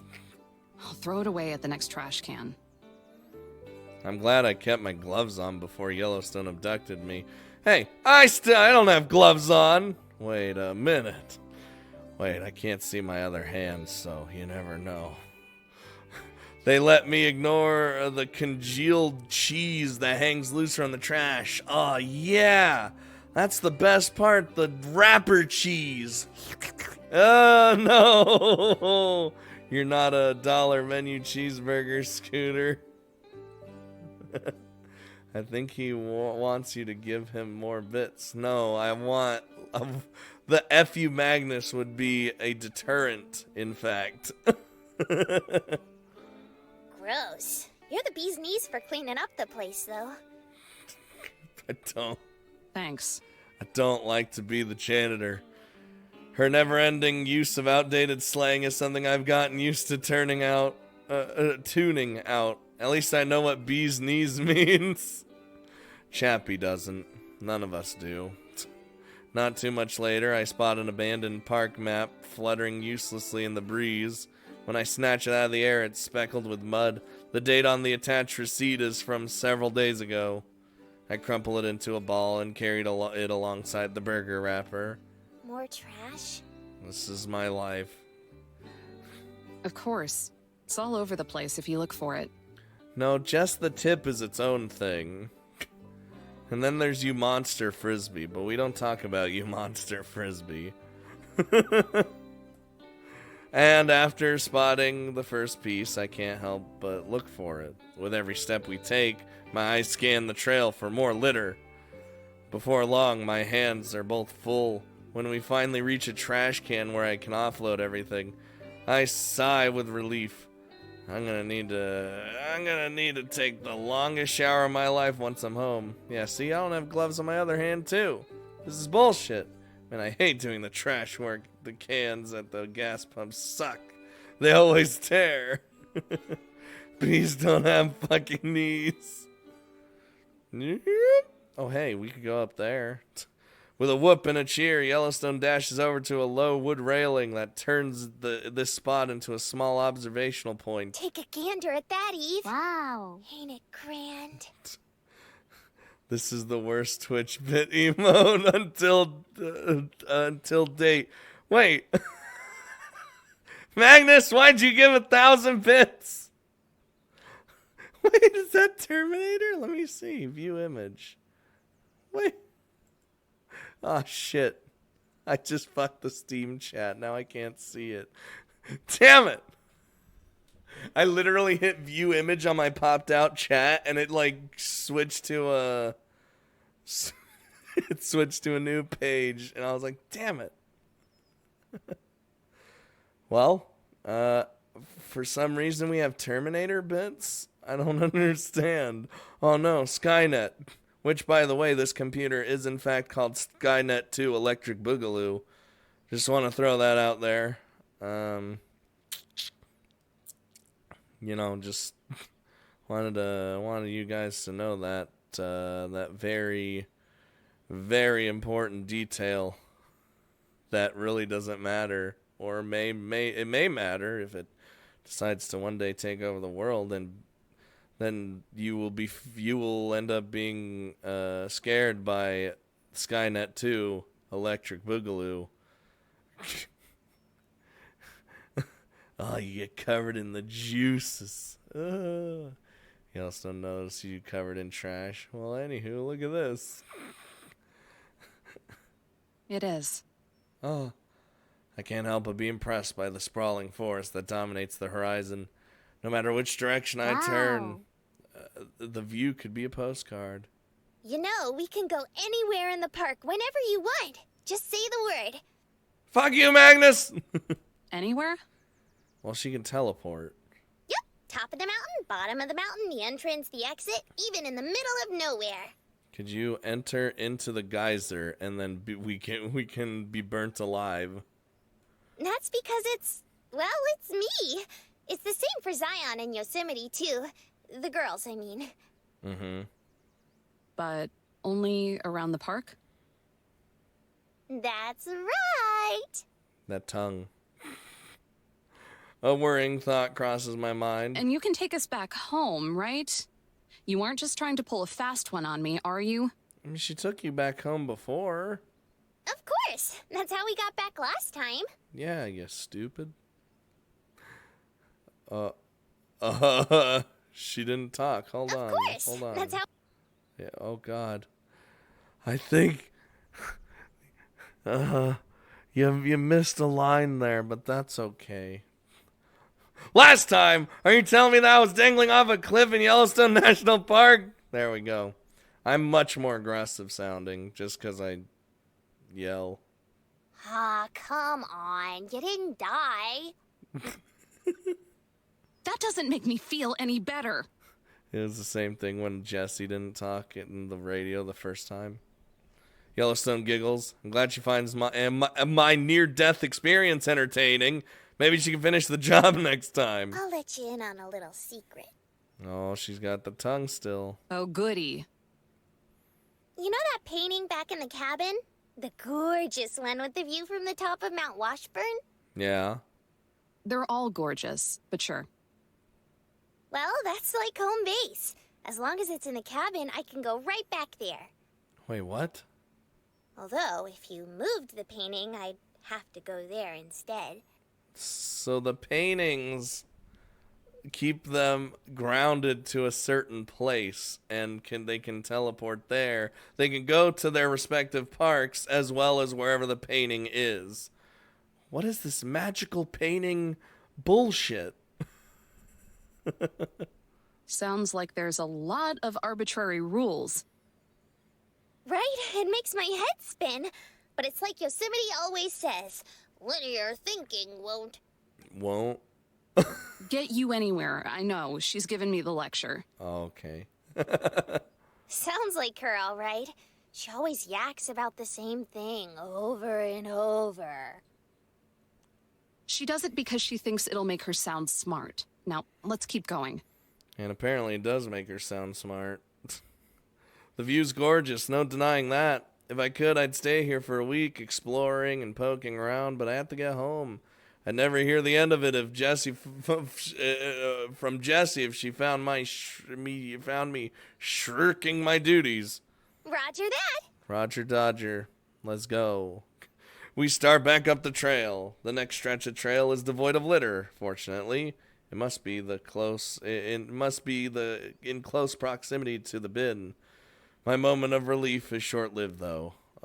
There are still plenty of reminders of how careless park visitors are, like the initials scratched into one of the trees by the road. That's just a little scratchy scratch there. You know, it's fine. It's not, what the hell just happened? Okay, no, close that. That was weird. I stop and glare at the offending carving. Nobody knows or cares who you were, PT. I'm probably the only person in the world who will give a second thought to the marking, and I'm sure it's not for the reason they intended. Yellowstone peers around my shoulder to see what I'm looking at. You sure don't miss a thing. And I don't want to miss a thing. Can't help it, as much as I'd like to sometimes. Feels bad. I'm doomed to notice each and every blemish and imperfection. Just like Yosemite with its problems and stories. I'm sure Yellowstone, the park, has its fair share of stories too. Except just like the initials carved into the tree, nobody cares what they have to say. Why do you think people are like that? Eve always looks dead inside. I turn back around to face Yellowstone. She bounces from one foot to the other, unable to sit still even when we're not walking. You really are full of questions today. Oh, not just today. Pretty much every day. Except usually Yosemite just stops answering. Sounds like her. I'm done. Anyway, as to why they're like this, I guess it's because they're selfish. They don't think about what they're doing or what it costs nature. They just want something, so they take it. Like a human. They're like... I look off into the distance, struggling to find the right comparison. And then the answer dances its way into my memory. They're like a wildfire. They just come in and destroy everything. Doesn't matter if they burn the entire place down. All that matters is that they get their kicks. Humans. And then they just spread, consuming and destroying. Jesus Christ. Like wildfire. And that's what we said. Yellowstone looks mystified by the comparison, her eyes glazing over and then widening. I don't think that's fair, though, you know? They're people with thoughts and feelers. Wildfire can't do that. Feelers. I guess. That's beside the point, though. It was just a comparison. Jesus Christ. Okay, Desk, I get it. You're like super fucking old. Alright? You are so old, you keep creaking, and you're gonna break at any moment. Can you shut up, Desk? Dude, I'm waiting. The day you just randomly hear in a recording or a stream, just the fucking desk finally splits in half or something. I'll be like, well, so much for having a desk anymore. And then I'll just have my monitor on the floor and everything on the floor, and I'll just still keep doing what I do, but on the floor. Besides, doesn't it bother you? Seems like this should get on your nerves just as much as mine. After all, you live here. Or are here, or something. Both? Well, I don't like it, you're right. But it comes with the territory. I'd rather deal with it than have nobody come see me. See the park, I mean. Sheeman says it. Even though they don't respect you? Or the park? Not everything's about respect, Eve. Sometimes you just gotta have fun. Yeah? Yeah? To emphasize, she flashes a peace sign at me. The epitome of fun. I don't think every person who leaves behind some trash is a bad person. They're just people who made a teensy tiny mistake. If you help them out, maybe they won't make that mistake again next time. Little bit of talking and working together, and who knows? You might end up being great pals and doing great things together. She just looks annoyed. Just imagine if you hadn't compromised with Yosemite back at the cabin. We'd have never gotten to know each other like this. Yeah, and I'd be safe and sound back at home doing what I'm supposed to be doing. Ah, don't sweat the small stuff. Exactly, and that's no fun. She says it with a smug tone of voice, like she just proved some great point rather than missing it entirely. I roll my eyes. I don't know if Yellowstone's being willfully ignorant or what. It completely baffles me that she's not bothered by the way the park is treated. For someone who threw a tantrum and ran away because she felt like she had been unappreciated, she's awfully eager to forgive the good people and assume they have the best intentions. I feel like most people have the worst intentions. I can't just let this go. She'll thank me for it later. You're still being naive. When it comes to nature, people will just keep making compromise after compromise until there's nothing left. Yep. Rainforests, ice caps, endangered species, all these things are being wiped out because of compromises. The road to hell is paved with good intentions. Uh-huh. Either you make people understand the truth, or you give up on them. Because most aren't worth the time or effort. They're never going to learn or care. Jesus. And that's 90% of the people that you see out here. That's like the realist. What about the other 10% though? Duh. What about them? If you can help even that 10%, doesn't that make it worth it? Sometimes they just need someone to teach them the right thing to do. Oh god, not her too. I'll bet you most of those 10% would be happy to have someone show them the ropes so they can do better next time. As long as there's someone to do it. Yeah, maybe. I'm immediately done with the conversation. I just give her a flat answer so that we can move on. I really don't need to hear the same lecture twice in a day. It's obvious that Yosemite's drilled the same nonsense into Yellowstone's head that she tried to pass on to me.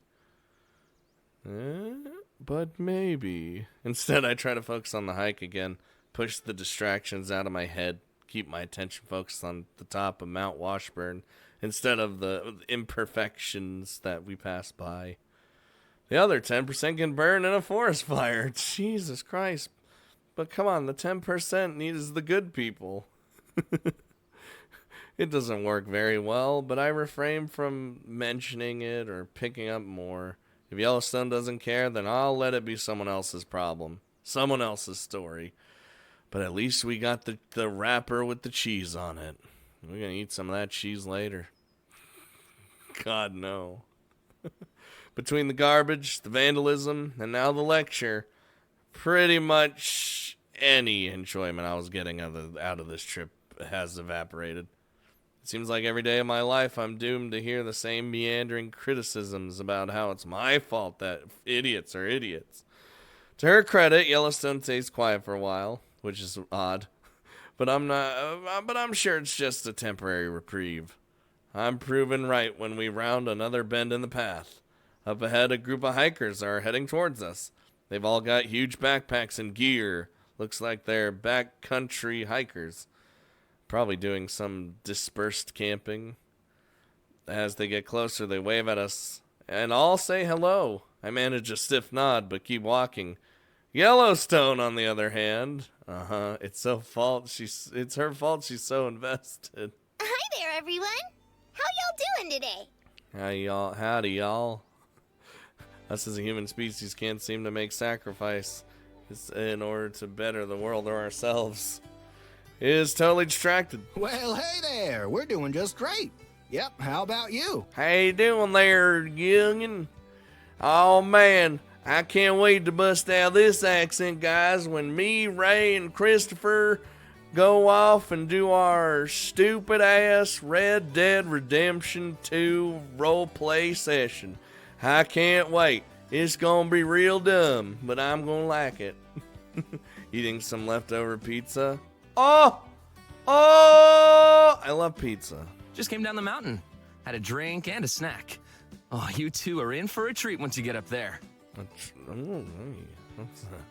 wonder if we'll see the evidence of their drink and snack left behind. Oh, probably. Oh, the view is so good, isn't it? I could just live up here. Well, Yep, same. It was gorgeous. it was gorgeous. I'm getting fresh burgers. Why'd I read that? In Let me get an invite to Red Dead. Just look at all the celebrities and their support for nature, so long as it does not conflict with their comfort. Yep. I don't know. I think when we play, we're just gonna go on a random server or something, because I don't think they'll actually have roleplay servers open for Red Dead 2 at launch of the PC version. So we'll still roleplay though, and it'll be still stupid. I keep walking in the hopes that Yellowstone will get the hint and catch up, but I'm not that lucky. She might not even notice that I'm leaving her behind. She just wants to talk to everyone. Look at her. She literally has, if you guys notice. Hold on, we're gonna, I wish I could do this easier, but I gotta do it this stupid way. If you guys notice, with Yellowstone, in her eyes, she actually has sparkly sparkles. See? You got one right there, and there, and there, and there. Like, she's just happy to be here. Boop, there we go. Whew, back to normal. And, ooh. Okay, we're back to normal. God damn it. Oh, Jesus. Yellowstone's the best. Billy Williams in Red Dead Redemption. That's literally what it's gonna be. I think we're gonna be bounty hunters or something, but it's gonna be stupid. I have no idea what we're gonna do. So I drag my feet and haul myself over next to her. So you three are pretty geared up. Those bags look pretty spiffy. Staying overnight. We are. Yup. Just gotta find a spot. Just gotta find a spot. We're doing the backwoods thing. Oh, did he sounded like a little a little Aussie there. Back country. But Whoa, that sounds like so much fun. Maybe my friend and I should give that a try sometime. I don't know about that one there. I don't know. Absolutely not. The five of them laugh like they think I'm joking. Little do they know. Oh, guess we should introduce ourselves. I'm Russ. Yep. Of course your name's Russ. Jakey, that's Clara, and that's Croc. What? Croc? Is your name literally just Croc? I don't... Jakey? The other two both wave as they're introduced. No way out of this, I guess. I'm Eve. And this... I love how she's always just sounds so mad. She's always done with life. Yellowstone looks at me with eager eyes, probably hoping for a cool alias. Oh shit, right. She's just Yellowstone to us. is Yellow. Yeah, her name is Yellow. That's the best alias you could ever have. The little puffy cheeks. Instant disappointment. But with someone called Croc, it's not like she's got the strangest name here. See? Croc! I fucking told you it was weird! So, how are you guys liking the park so far? I was hoping it would just cut off Stone and just say Yellow. Great so far. We've been here for 2 days, and we've got another 2 days to go. Jesus. It's good. Never visited before. It's the cat's meow! What other stuff have you seen? God, she's so old. Well, we started at Hayden Valley, then came up this way. We passed by Grand Canyon too. Yep. Yep. Croc didn't realize it's not the Grand Canyon. What do you mean? Easy mistake. She's real nice too. uh, What kind of gear have you got? Looks like a real heavy load. Aren't your backs just about to give out from lugging all that around? they got strong backs. Honestly, yes. I just want to fall over and sleep forever. That'd be me. Have to find a campsite first. Have to find a campsite first. We've got all the essentials with us, though. Tent, blankets, food, stove, flashlights. See, I could do like a weird British Aussie accent, sort of. Though to me, they just end up like, I know they're not the same, but like for me, I just end up making them the same. I know, it's weird. Now to do my best Magnus impression. I don't know if Magnus actually has some sort of accent or anything. Roughing it as much as we can. Wait, did the guy say they don't have a campsite yet? Wow, you can fit all that in there? Why are all the Aussies named Croc and VNs? Are they? Sure can. Bit of a pain to take with us, like you said, but it gets the job done. I hope you guys can take a break soon. See, Jakey just sounds like a normal white dude. Ha! Me too. Croc is the Aussie of the group, and Russ is like the back town country, you know. We're actually looking for a spot right now. Trying to find something close by. Clara also just sounds like just a white person. Going back up the mountain in the morning, yup. Oh, I wonder if I know of anywhere good close by. She taps a finger on her lips as she pivots around, scanning the area. You know this place pretty well then. Like the back of my hand. If only they knew. It'd be good to find somewhere with a bit of cover from the wind. In case the tent crashes again. Oh, jeez. Wait, crashes? All five of them, including Yellowstone, flinch at my words like they forgot I was there. Maybe they did. 10 eyes turned to look at me. Crap, why'd I have to speak up? I should have just been quiet. Yeah, during the middle of the night it just sorta caved in. Jesus, what? Right on our heads, yep. That would have freaked me the fuck out. I noticed him eyeing my badge warily. I wonder if he's been doing it this whole time. Hope he doesn't connect the dots and figure out that I don't actually work in this park. Sounds like you must have staked it out wrong. I told you. She hits one of the others on the arm. It makes a poof sound against his light jacket. Yeah, the videos made it look a lot easier. That's what they always do. At least he has the good sense to look embarrassed. It's kind of been one thing after the other, to be honest. First, we got lost on our way to the mountain. Then we got the car stuck in the mud for a while. Oh, hate when that happens. She rambles on for a good couple minutes, listing all the things that have gone wrong since they left home. Forgotten supplies, mixed up trails, and more. Internally, I'm rolling my eyes the entire time. At a glance, it looked like they were well prepared, but of course it turns out that I gave them too much credit. Finally, when she mentions how they were considering doing the hike without extra water, I reach my breaking point. Okay, that's enough. Whoa, Eve, calm down. Claire stops mid-ramble. She could give Yellowstone a run for her money when it comes to chatting. The four of you sound like you're not prepared to be out here at all. You're lucky to have made it this long. It can get well below freezing here at night. You don't know how to pitch a tent. You don't know how to pack. Did you do any research at all before you came into the park? They watched videos. All four of them have gone stone silent, their eyes wide. This is the wilderness. There's a lot of empty land out there. Just because it's a park doesn't mean that someone's going to find you right away if you're in trouble. Oh, boy. You need to learn some respect for nature, because nature doesn't give a damn about you. Damn!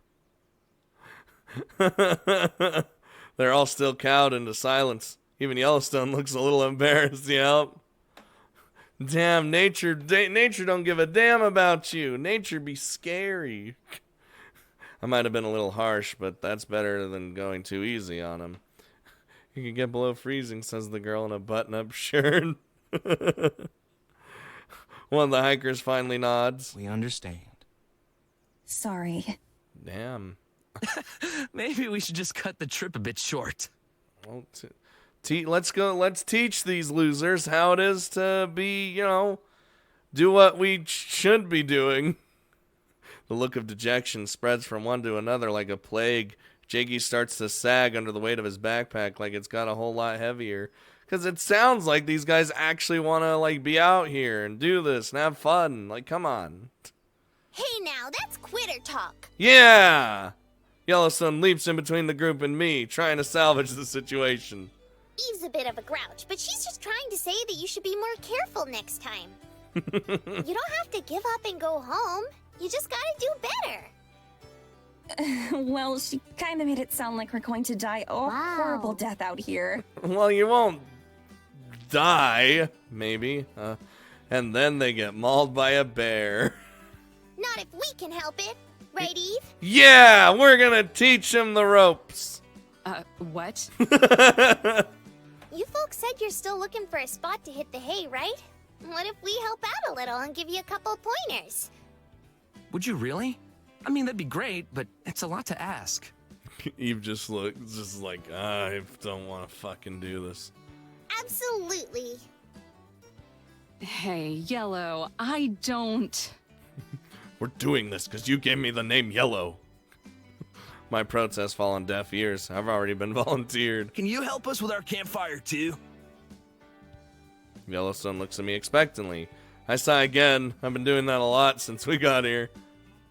Not like I have much of a choice. It's better than letting them burn the whole place down. The last thing I want to deal with is another forest fire. Hooray! And she wouldn't be feeling too great after a forest fire. And just like that, I'm dragged into Yellowstone shenanigans. So then what you're gonna wanna do is slide these suckers in. Aha! Oh my god. I can't bear to watch. Can't look away either. And from there you gotta... Wait, that's not right. Yellowstone, what are you doing? This is embarrassing. Pitiful even. Just a tip, I think. Okay, I think I cracked the code. All you gotta do is step over here and lift this up and...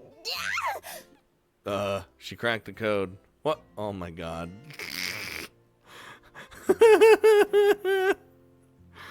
You can't... You can't... She didn't crack the code. God damn it. Dude, I could go for that food right now. Give that to me. I need it inside of my body! Eve's just so done. She's been done this whole time, but we all look. God damn it. Kids! The fabric of the tent tugs up beneath Yellowstone's boot. She face plants onto the ground cloth. Half of the tent yanked along behind her. There's a thud, and when it's all said and done, she's tangled and entombed within the tent. A volcano burrito. You alive? Eve yelled at kids. One looks like Scott. Shut up. I'd say the really, I just like to think of them all looking like generic white people, which is in fact what I look like. So yeah, kinda. There's no answer. Even also Scooter Sandwich CG. For a moment, I think I might have to dive in and save her like a drowning dog, but that distinct cone shape wiggles its way through. Yellowstone gasps for air as she pops her head to the surface, then breaks into a breathy laughter. What a tumble! But at least we know what doesn't work now. I pinch the bridge of my nose until it feels like it might snap. The campers just look on at my side. Clara and Jakey with genuine sprinklings of concern on their faces. Russ and the other guy stare with amazement and wonderment as if they actually are witnessing the correct way to pitch a tent. They aren't. Look at the child using scooters. If you're going to offer your help to someone, you should at least know how to actually do that thing. And I do Just gotta refresh the old memory and it'll be easy peasy. The old memory. She curls her finger into a okay sign. Somehow I'm not reassured. It's all good. Once we have this tent and fire all set up, this place is gonna look dope AF.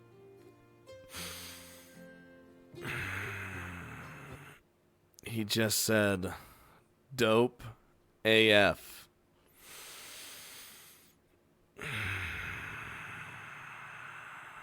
Well, guys, it was a good day. It was a good stream. I had fun. That's the end of episode 2. I hope you guys really enjoyed. It was shorter than the last episode. I still really enjoyed my time with it though. Anyway.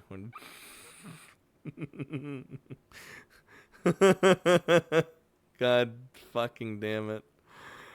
Dope AF. The other 3 cringe. Yeah, I'm wearing various shades of disgust.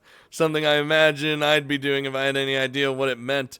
Dope is like cool, right? So what does AF mean? Affirmative? Even the other 3. Oh my god. Whatever it means, Yellowstone immediately takes a shine to it. Her head perks up and she gazes off into the distance. Don't you... I swear to God, if you start saying dope AF... Don't do it! Oh no.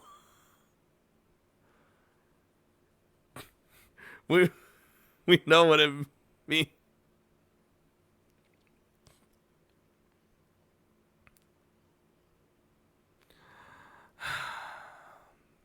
Again, I'll see you guys later. By the way, I don't have the Monica screen anymore because of the new computer, so I've finally been freed of the curse. Also, you like this 60 FPS up and down? You like it? I mean, it looks like it stutters a little bit, but that's literally just the game. She sprouts it, what the fuck? She spouts it off over and over, grooving along the rhythm of her voice. Jesus Christ. All 4 of the hikers throw me worried glances. If only they knew this was the least strange part of Yellowstone.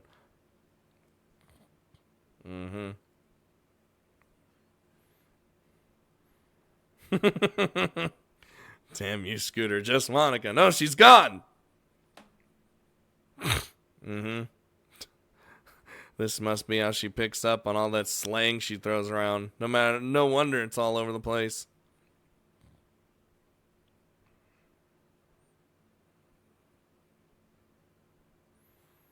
Dope AF. There it is. Hold on. All right. After that, I forgot to turn the things back on. Hope you've been reading. Yeah, I could tell. There it is. They all dodge eye contact with me except for Clara, who shrinks herself, shrinks into herself, looking hurt. You didn't hear the dope AF? Ah, shit, I gotta go back. Hold on. Dope AF. Dope AF. Dope AF. Dope AF. There you go. You heard the dope AF. You know what? We'll go through all their dialogue.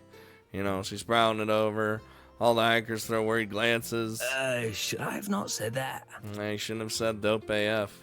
There's no closing this Pandora's box, Liz. It's Croc, actually. Oh, it's Croc, actually. Yep. That picks up on all that Sorry slang. about our friend being so lame. We really appreciate your help, though. It's insane how quickly you were able to get this place all set up. Yep. We were pretty much just winging it up until now. Uh-huh.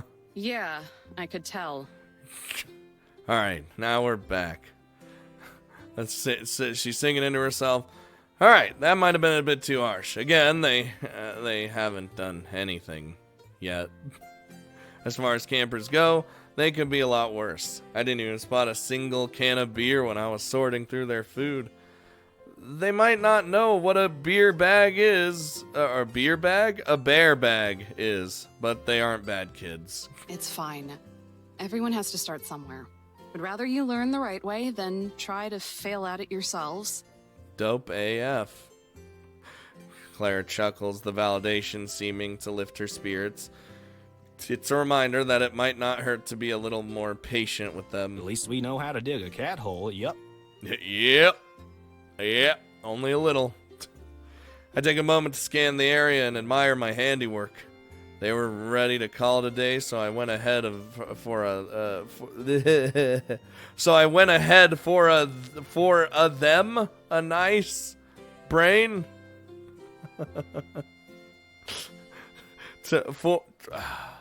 This fine flat clearing not too far out the trail. That's one. Yellowstone stream. Trees surround the makeshift hideout like a natural fort, poking between the leaves.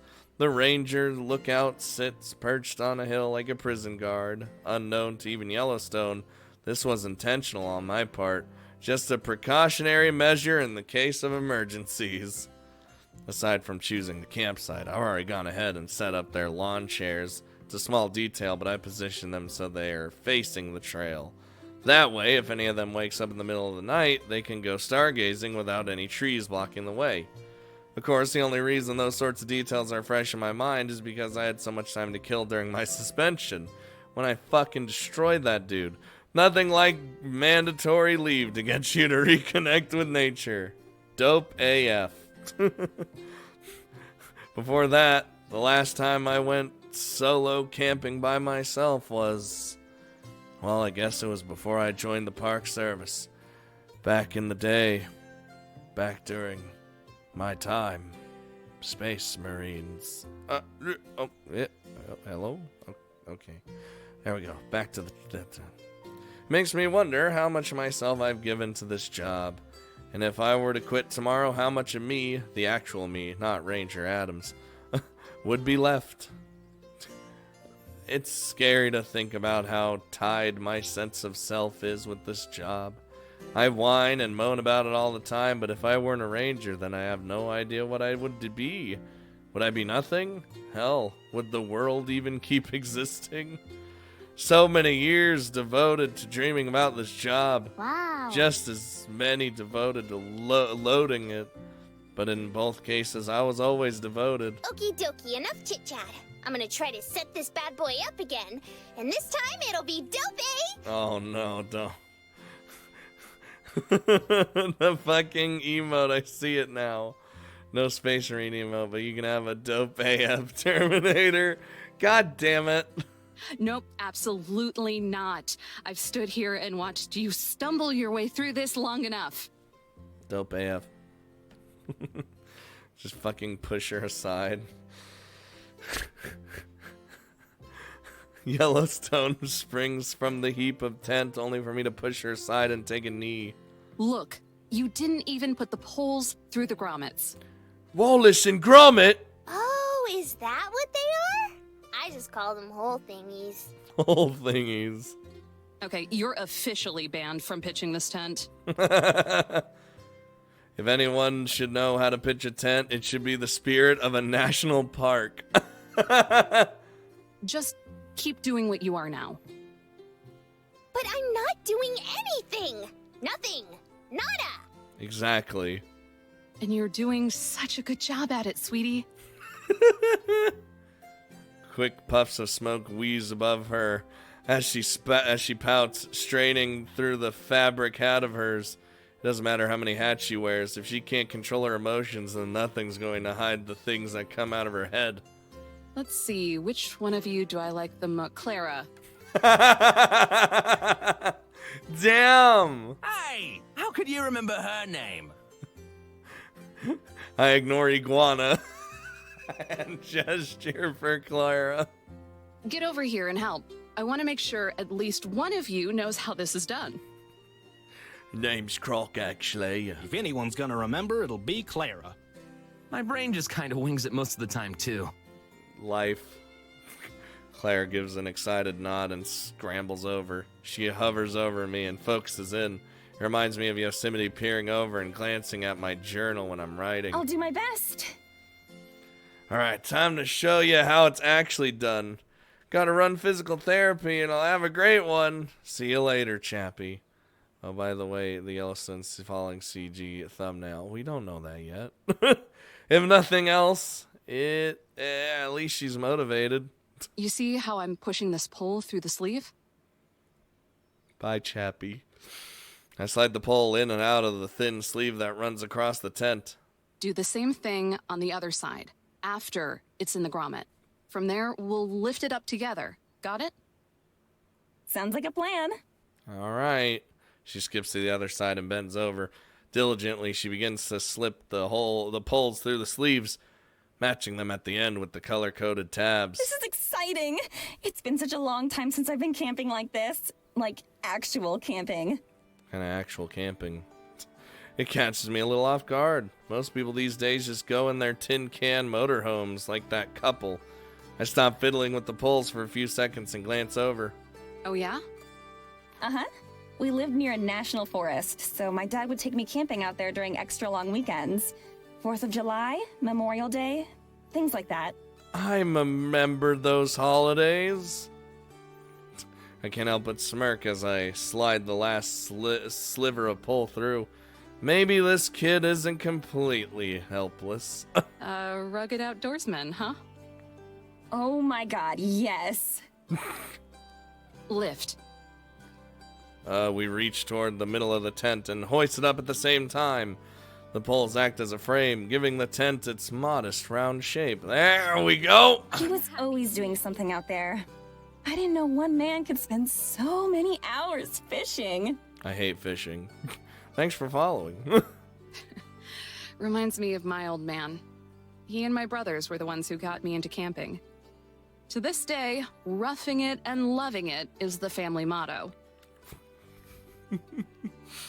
Roughing it and loving it. You have the stakes? That's one heck of a scary motto.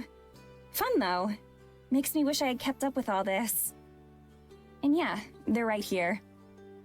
I don't remember them holidays. It's fine. She grabs a handful of stakes and hammer from off the ground. The tent is looking shapely now. There's more simple stuff that needs doing, like putting the fly on, but staking it's the last big one. Well, when you get home, you can tell him about how you outdid him at his own hobby. Hooray, I didn't miss all the live stream.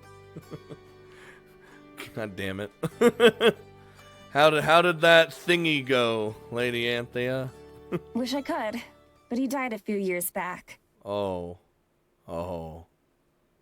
She doesn't even flinch when she's saying it. It's as cheerful and natural sounding as the rest of the conversation, so maybe that's why it turned into a stuttering mess. Oh. Yeah, that's a oh. Mind if I do this part? I think I remember how to now. Oh, it's like, oh. And maybe that's why I nod my head and agree with it. She bends down and starts hammering the stakes into the soft soil between the straps of fabric at the end of the poles. The anniversary is coming up, and between that and school being so tough, I guess I just wanted to feel closer to him. I know that life. Ninja Cat's leaving. No, Ninja Cat. You can't leave us. You have to stay forever. How does someone answer that? Am I expected to? Within the time it takes to snap your fingers, it feels like my entire perspective of this girl has gone through a kaleidoscope of changes.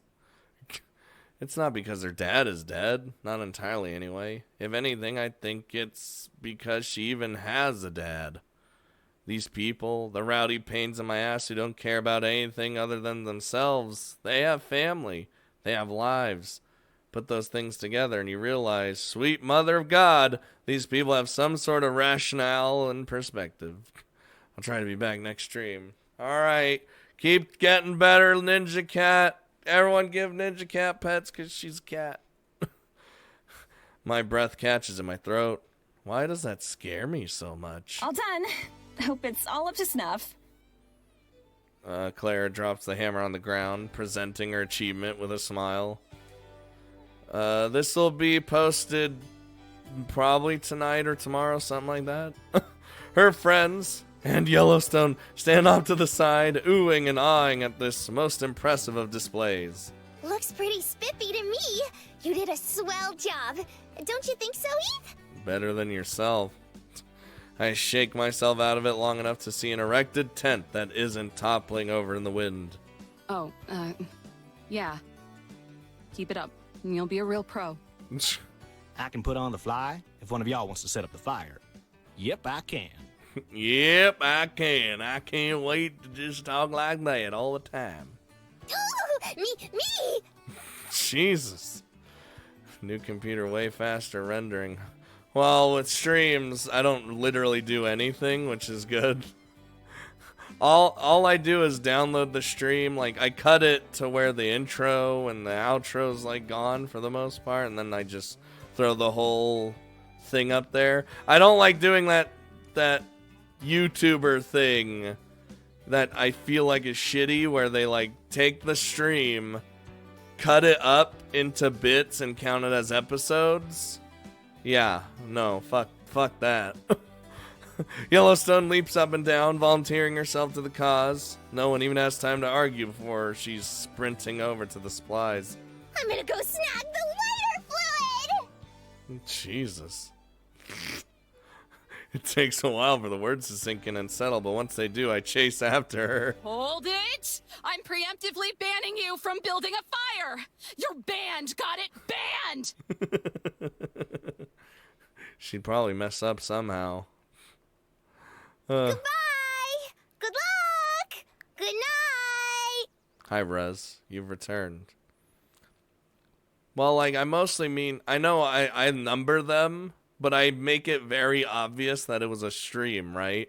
I literally put stream in the description. I say this is a stream, you know? So, I even have the chat there just in case anyone wants to read what I'm fucking talking about.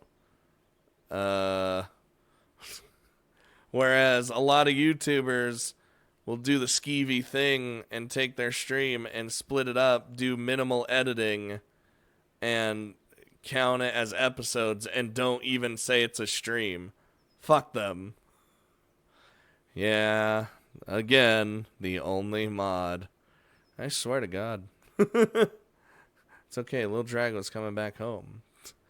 Anyway, I'm gonna be right back. I need to go to the bathroom, so I will return momentarily. You will hear the chirps and the hoozling in the background as I go. I will return.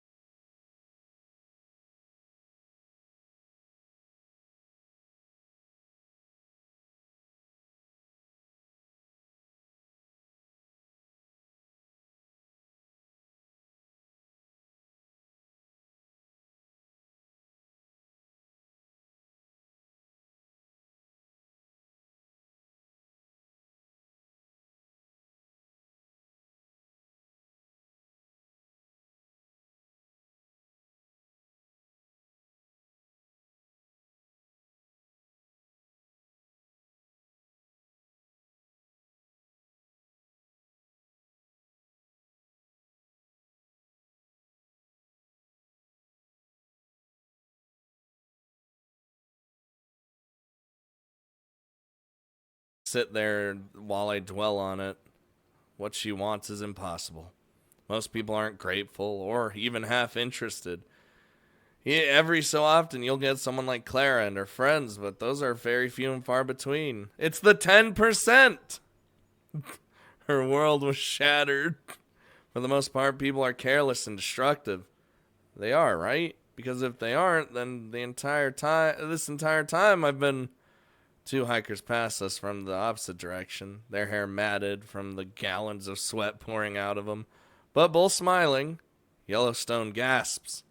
We're almost at the tip-top. Come on, Slowpoke. Hold on.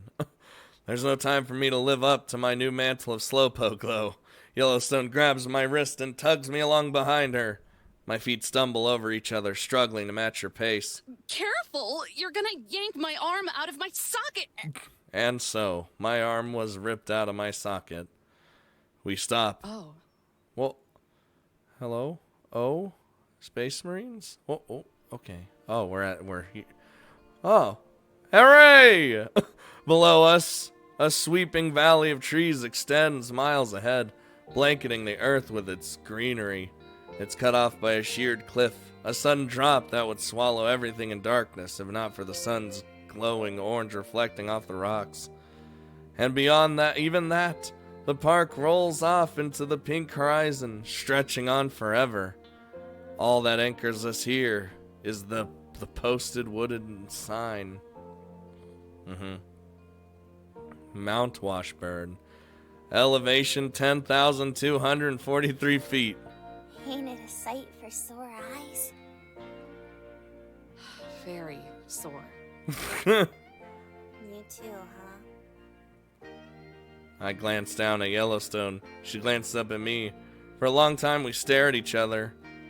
That blue in Yellowstone's eyes almost looks gray, as if the color had been sucked from it, like how the color has been out of me. She's always so excitable, so loud and bouncy. There's not an off button on this girl, even when she's sleeping. In more ways than I can count, she's my polar opposite. So why does it feel like we're on the same wavelength right now? I rear myself away from and stare off into the distance, not looking at anything in particular, because that's what you gotta do. Just look off into the distance. Has anyone heard anything on time, Tenchi? Not really. I don't. Oh no, what did you do? Magnus! Oh god, every time I do this, because I have one monitor now, by the way. God, this is... One monitor's the worst thing ever, by the way. Maybe. Golly, you sure do have a lot of pride, Missy. Don't assume things so much. You'll turn out like Yosemite. Oh no, we don't need more than one.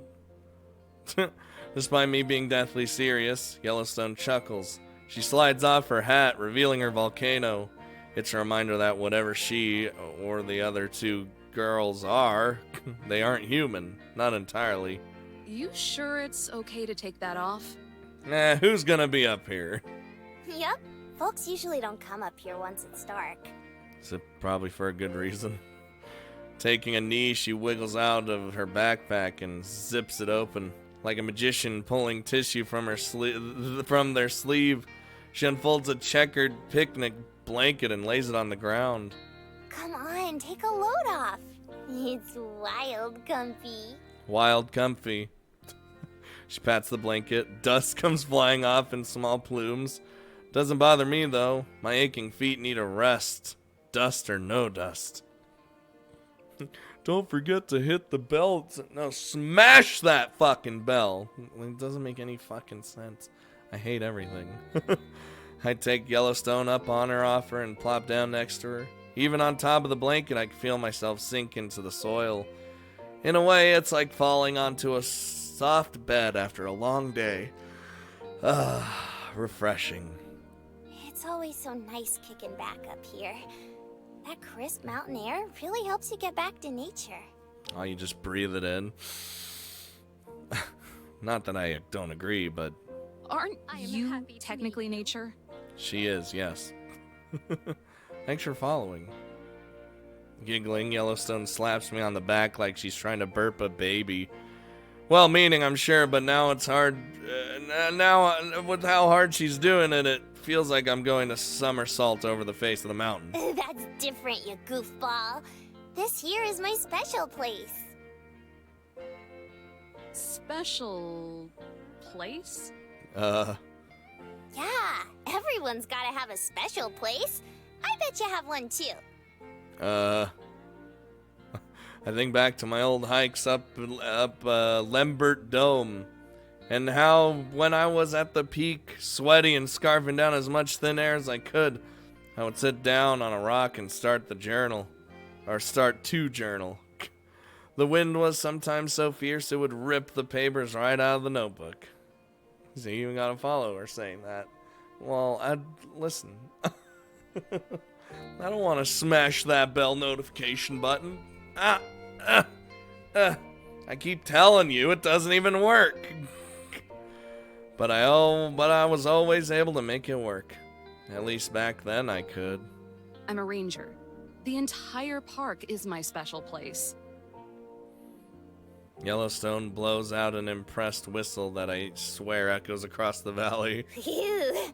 Can't argue with that kind of gumption now, can I? Wouldn't her special place be the entire park because she is the park? Yellowstone's eyes widen. Golly, I almost forgot. I gotta do laundry. With a burst of second wind, she unzips another one of the many, many zippers on her back. Well, unless you take us home, there's not a whole lot you can... Love you, Scooter, we all do. Good. Now, fight for my amusement! Battle Royale, the Weebathon. The words have barely left my mouth when she dumps a trash bag full of dirty clothes into her head. Never mind. It only gets more horrifying when she starts tossing in pods of detergent next. Wow. Yosemite is gonna bust a gasket if I don't get this done. Eve, quick! Say something super mean to me. Wait, this is how you do laundry? I didn't even... Ends with me danning everyone. He's got special places right next to his beloved new computer. This is how she does laundry. It's okay. I can take it. I only get notification from her channel, like only one video, even though your channel is the only one I hit the bell. It's because I think they only send notification. I think there's a cap for notifications that they actually send. So I think it's like 1 or 2 a day. That's why the bell doesn't work.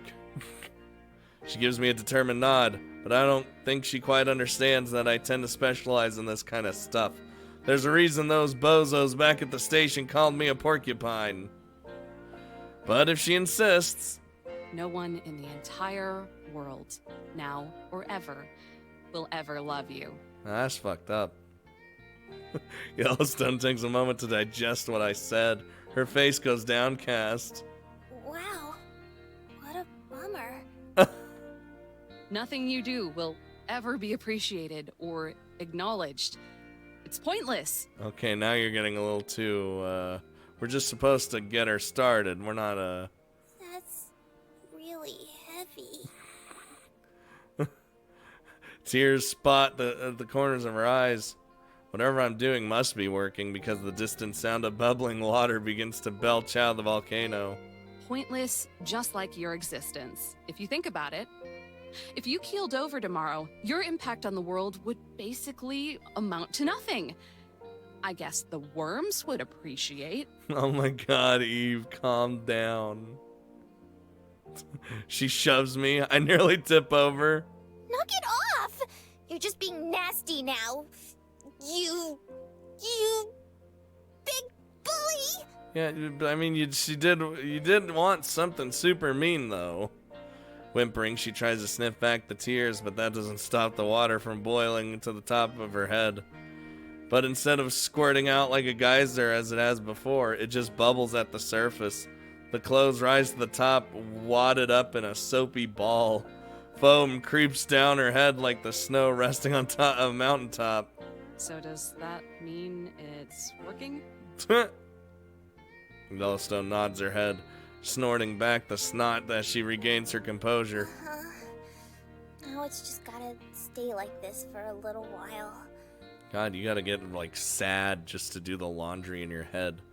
And you have to do this every time you need to do laundry? Yeah, that's sad. I can do it without all the waterworks, but it's slow as molasses. That sounds exhausting. That's a mental roller coaster every time. She starts to laugh, but just as quickly it fades into a sigh. It is. But it's cool beans. I've always been a bit of a crybaby anyway. In fact, the first thing I can remember is waking up and crying right over there. Well, my head follows along with her finger until she finally settles on some shrubs on the hillside. In the bushes. You're just like out of thin air in the bushes? Darn Skippy. And in my birthday suit to boot. Oh, she was naked. That's just asking for trouble. I didn't have much of a choice. Once I woke up, I spent a long time on my own.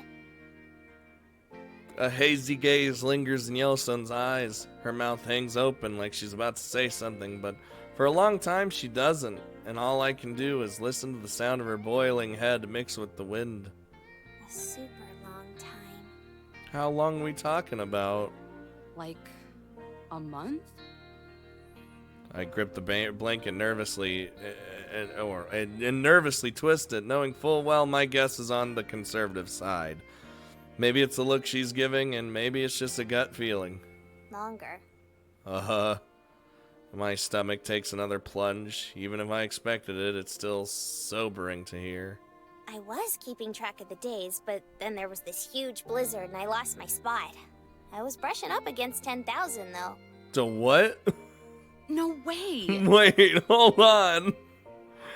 I ain't no math genius, but I crunched the numbers in my head real quick. 10,000 days is almost 30 years. You wandered around Yellowstone National Park naked and alone for decades? Jesus. Not naked. I would have frozen my tiny hiney off years ago. Well, I figured she got clothes eventually. You see, there was this nice gal who was out camping. Oh? Yellowstone massages the sides of her head, just beneath the base of her volcano. Her eyes squint like she's fighting a migraine. I can't remember if she saw me first or if I stumbled on her. It's been so long, I don't even know what she looks like. But I do remember that she lent me her clothes. And that it was the first time I wasn't alone. Aww. Yellowstone's voice sounds like a husk. Hearing it doesn't feel right, like I'm listening to something forbidden. I try to fight it with the only thing I really know anymore. Cynicism. Being alone out in the woods for a couple years doesn't sound too bad. Don't have to deal with other people, at least. But like 30 years? That's the thing. I didn't even know other people existed. Well, maybe I did, somewhere in the back of my noggin. But I sure hadn't seen them before. You're a lot like Yosemite. Whoa, hey. I am certainly not. Yeah, don't compare us to her. It's true, though. You both gotta have your alone time. That's dandy and all, but for a gal like me, it was so... Don't do it. So... No. So... No. Dope AF. See you later, guys. I'm leaving. Rez didn't hear her say it like a million times. She said, she was like, dope AF, dope AF. Cause she learned what it meant, sort of, from the croc guy. God, you guys missed a lot. I might throw myself off this cliff if she says that one more time. Oh, that's Rez! Rez just killed himself. I'd never felt something like that before. It made me feel all kinds of warm and fuzzy, so I kept going out and looking for more people. My eyes can't help but drift up to her volcano. Instead of smoke, vapor simmers from it, clouding the top of her head with hazy waves of heat. Wouldn't people be... Spooked? I'd be like, this is weird. I was going to say mortified, but that works. As sure as the sun would rise. Yellowstone gives a deflated sigh. The steam above her puffs out in a cloud. But if they stuck around long enough, I'd try to help them out. Bring them kindling wood or grub, things like that. Sometimes they'd even talk to me. Oh, shit. Interaction.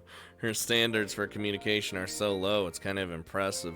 Part of me wonders if both me and Yellowstone are looking out for the same thing, validation. Only difference is that Yellowstone was desperate enough to keep pursuing it while I just gave up. But in the end, they'd always pack up and leave, and I'd be alone again. Aww. The corners of the sky have been brushed with a deep, brilliant red. It gradients with the darkening blue. Two different colors from the opposite end of the spectrum. Usually they would clash, but instead they blend and melt together, mixing into a faded lavender. It was like that. It was always like that. Then Zion and Yosemite found me. And it all went happily ever after? A question flies across my mind. How? Why would Yosemite and Zion even be in Yellowstone National Park? But something inside of me tells me to save it for later. And whatever it is, it keeps me from spouting off my knee-jerk objections. So I assume they were born into reality in their park, that was for all of them, and then they just all met up. That's the big difference between me and Yosemite. I actually have manners when I want to. For the first time since I woke up on this rock, it felt like I had a place to belong. Like a family, you dig? I dig. I dig. Yellowstone claps her hands, rocking side to side as she recalls her nostalgia from the good old days. Suddenly, I wasn't so lonesome anymore. Zion and Yosemite were both so chummy and nice to me. I wanted to do whatever I could to help out around the cabin. And then you became the one that did everything. Well, good to know Yosemite wasn't always a slave driver. Yosemite didn't used to be a lot of things. Zion too, but in different ways. What do you mean? I know, Sir Pinkleton. It's rare for the English-voiced visual novels. I think this one's done really well, though. How you doing, Sir Pinkleton? I think... hold on. I know a lot of people don't like Yosemite, but she's okay. Like, she's just... I bet we're gonna... As the story goes on, I'm sure we're gonna end up liking her even more. Guess Rez didn't jump off a cliff. At least at the last dope AF. Like, Rez wants Yosemite to step on him, so... What does that tell you? I'm doing pretty good, Sir Pinkleton. How are you doing? What games are you playing lately? What have you been streaming as of the late? She bullies my Yellowstone. Yeah, but I think it's just more her being just comfortable in the role of telling her to do things. I'm sure if they talk about it, and it'll all work fine. The steam rising above her head thickens a little. Maybe it's even darker. Her pleasant stroll down memory lane comes to a dead end, her voice falling back into that usual monotone sadness. She's a smartass. I identify her with a lot. Also, there's a Monster Girl in Monster Girl Island Prologue that steps on you. Oh, Jesus. But now things are just so different. I try my darndest, but Yosemite is such a grump, and Zion can't help out like she used to. Oh my god, my desk. Please fucking stop. That was my fault that time. I smashed my leg into my desk and it just... Just finished the Space Hulk Deathwing stream. Got a chest infection? Wait, what? Just in time for my birthday tomorrow. Well, hopefully a Christmas miracle happens and you get healed from the chest infection in a single day. Whenever I get sick, it always takes me like a week to get over something, or like anything really. But hopefully it at least better tomorrow. Happy birthday! God damn it. Wait, why did my game color... Wow. Wait, why did my name color change in Scooter's computer? I was red. It's because I reset my... Remember when I tried to look at the Terminator emote and then it refreshed the chat? Yeah, that's the problem. If your desk breaks, it's probably because of abuse by your hand, or better said, knee. I just like to lift my, like... God, what the fuck? The Terminator emote. I just like to lift my leg up because it feels good. Fingers crossed, but I expect very little. We must always have hope. Everyone must have hope. Oh. Also, if you guys haven't already, go follow Sir Pinkleton because it's his birthday tomorrow. And then go watch him because he's more entertaining than me. It's almost like I'm as lonesome as I was way back when. Oh, no. Yellowstone sniffs and the water in her head bubbles to the surface, spilling down her volcano and into some of her hair. Oh, come here. Is that dumb, Eve? Am I just stinking thinking? Stinking thinking. God damn it. I love everything she fucking says. Something in my cold, withered heart sizzles as she wipes a few twinkling tears on her sleeves. I hate to be a sap about it, but I think maybe I was onto something. Maybe me and Yellowstone might have a bit more in common than I would have liked to admit. I can never be as open about it as her. Not when a brave face is what's gotten me this far. But that need for validation, for respect, I get it. Everything dope AF. No, we don't talk about dope AF, though. This entire scene, yup. You're not alone, kid. You're not alone. I don't think it is. Yellowstone's head twists over to look at me so fast that I'm afraid she might get whiplash. She looks at me like, well, like I just sprouted a volcano from the top of my head. Wipe that look off your face before I take it back. Highly debatable, damn it. She swipes her hand across her dumbfounded face. When her hand reaches the other side of her cheek, she's wearing a stretched out frown that digs into her dimples. How do I put this? It's like the dumbest, most intrusive thoughts are probably the most honest.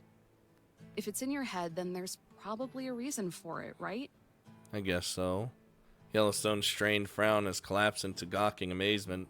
Do you get those dumb, implosive thoughts too, Eve? You're damn right. Constantly. Wouldn't have clocked a guy in the face and ended up stationed at the cabin if I didn't. Dude, we destroyed that fucking guy, by the way. Just actually destroyed him. Hot diggity. We were straight about to murder a man. Until Jesse fucking stopped us. We were gonna fucking kill him. A hot flush spreads through my face as I play tug of war with the urge to divulge more information. On one hand, she basically kidnapped me and made it so that I'm all but guaranteed to get chewed out by Jesse. On the other hand, it feels like I owe her in some way. There's nothing worse than feeling like you're the only one who cares, who's trying. Actually, I had one of those implosive thoughts today. Yeah, we're Eve. We're Eve. That's the main character. And we have 3 national park girls. Yellowstone, Yosemite, and Zion. And Zion being the most adorable of all of them. Yosemite being the most unliked so far out of all of them, and Yellowstone being the weirdest. Ooh, don't keep hanging. Spit it out. She leans in so close that her volcano is practically in my ear. Nope. With all the bubbling, it sounds like a cauldron and smells like a laundromat because there's clothing in there. So, those campers from earlier? Oh, God. Yeah, they're basically the physical embodiment of national parks that we have no idea how they were born into existence yet. But Yosemite has the theory that, like, everyone's, like, energy and physical thoughts and everything about them just kind of created them, but we don't know yet. They would have been up a creek without us. Maybe even literally. I was gonna say, literally. Wow. Them. Yeah. When we were helping them out, one of them said something to me about how her old man used to take her camping before he passed. Feels bad. Fuck you, Magnus! Wowzers, that's kind of a shocker, seeing as they all looked scared of ya. Trust me, you're not the only one who's shocked. It gave me this weird feeling. Mm-hmm. Like those warm fuzzies I was talking about? I think Magnus's favorite emo is that Terminator one now. Or he's doing it because he fucking hates it. Yellowstone wraps herself in her arms like she's curling up in a blanket. Nah, the opposite. Like, I wanted to puke. Oh. Yikes. You really do hate people, huh? That's what I thought. I deal with so many clowns and chuckleheads every day, I could build a circus. I know I already built a circus, but we're not going to talk about it. But this group wasn't that. They were just good kids. Looking back, a lot of visitors are. At the very least, they can shut up and follow directions. They're like cattle. Round them up and ship them off so I don't have to deal with them. So when one comes along to remind me that she's a real person, it's... Then you just, do it because I hate it. And it gives you 10 bits more. Wait, what? Why is that a weird promotion? Is that for the movie? Is that literally what it's for? God damn it. A sucker punch? something like that. Honestly, I'm going to say I think this is a very interesting visual novel, like, concept and story. And it's very relaxed until it's not. And then it goes full sad or full intense. There's no in between. I let out a sight. A sight? I let out a sight. My sight be heard. Like, it makes no sense. Why is that still there? Don't ask questions. He's our little friend now. I let out a sigh right as the wind howls past us and rustles through the trees. I've been doing this way too long. It's rotted me to my core. That's what happens. But a core is better than nothing. And, oh god, the music. And nothing is all I would have left if I turned into mush. I tried being vulnerable and open. For years I did, but all it left me with was who I am now. Yellowstone leaps to her feet. Hot water splashes everywhere. Whoa! Bogus talk. Sounds to me like you had a bonding moment and you're too chicken to admit it. The fighter in me swings up without a second thought. I am not afraid of admitting anything. You're afraid of feeling feelings. Even if I'm swinging way outside the truth. Oh, yeah? Not even that you had fun helping those campers out? Joseph Harry. I freeze, stare, look away. Damn it, now she knows. Yellowstone crouches down, leaning ever closer as she tries to coax the answer out of me. Not even an itsy bitsy teeny weeny bit? Okay, fine. Damn, she got it out of us right quick, didn't she? There's a pack of wolves, run. Nah, it's fine. I swat her away like an annoying fly. That'd be Magnus. Be like, get back. She knows. Rest. It was sorta nice to help out people who were genuinely enthusiastic. For once. And don't forget grateful. Yeah, that's another one to put on the list. Because we're used to the douchebags that don't actually give a shit. But then when we actually encounter someone, some people who are actually interested and actually want to do this stuff, it's like, this is a thing? Don't you just wish it could always be like this? I chuckle a little, brushing myself off as I climb to my feet. Sure. Wish Pup would crap gold too, but I think I'll be waiting a while for both of those miracles. Yeah, she's giving the feelings. Why can't we just make it happen ourselves? Make Pup crap gold? What? What do you mean? When she turns to look at me, there's a smoldering fire of excitement in her eyes. Tendrils of smoke rise from her volcano and ears. The miracles? What? What is that music? I take a step backward, feeling a sudden urge of heat emanating off of Yellowstone. My foot slips on a pebble and I grasp at the guardrail to keep from falling. I nervously laugh. That's a nice thought, but it's about time we head home, don't you think? Why is this music happening? Why? Who says we have to go home? What are you talking about? Of course we have to go back. Do we, though? Do we really? Kinda. A soft orange glow starts to light up in her head. Wee woo alert! Like a shy sunset. Okay, whatever you're doing definitely isn't funny. Just take us home now. We've been here long enough. I wouldn't have minded staying for a few minutes longer. Just let her enjoy it, but with the way she's acting now and the music in the background, I don't like it. It gives me a bad feeling. The kind I feel before I get a serious call from dispatch. Something instinctive. Hang on, has she got a volcano on her head? Yup, because she's Yellowstone. Yellowstone National Park. They're known for their volcano. Well, geysers and shit. I went there. I was on top of Yellowstone is what I'm trying to say. Yellowstone shakes her head, causing the smoke to weave and lazy spiral in the air. You can't hear the music? What do you mean?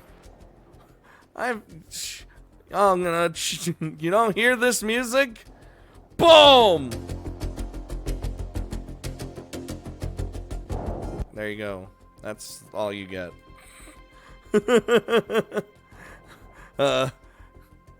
Just think about it, Eve. We can go around helping folks and they'll always appreciate it. And nobody will ever yell at us. Yellowstone, you need to chill.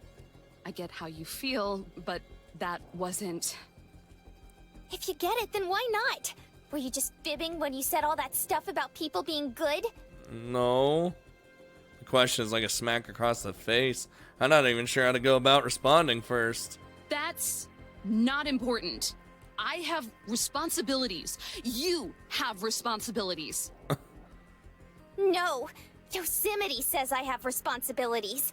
I only ever wanted to help, but not if nobody cares. Oh, we need Yosemite to reel her back in, be like, listen, I appreciate it, all right? You brat. I can feel all the goodwill that Yellowstone had built up over the day crumbling away. This little crisis you're having? I've been dealing with it every day for the last 5 years, so don't you even try to lord it over me. Jesus. Your stunt has already cost me the entire day. My supervisor is never gonna let me hear the end of it. No, here's the thing. We need Yosemite. We need Zion. We need everybody. Help. With each sentence, I take a step towards her, regaining the distance I lost earlier. Yellowstone just shakes her head like a petulant 5-year-old, tuning out or ignoring what I say. She's going to be asking what caused me to abandon my duties. And the truck, which is government property, I might add. And I'm not gonna have anything good to tell her. She dealt with it for like 30 years. Yeah. But still. So the least you can do, literally the absolute least, is take me back like you promised and suck it up like I do. Finally, we're a little over arm's length away from each other.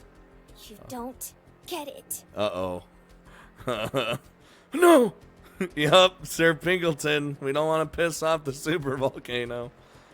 Her voice is a hoarse whisper. Smoke swirls from her head, wrapping around us. Man, we were having a good moment, and then all of a sudden... Say that again.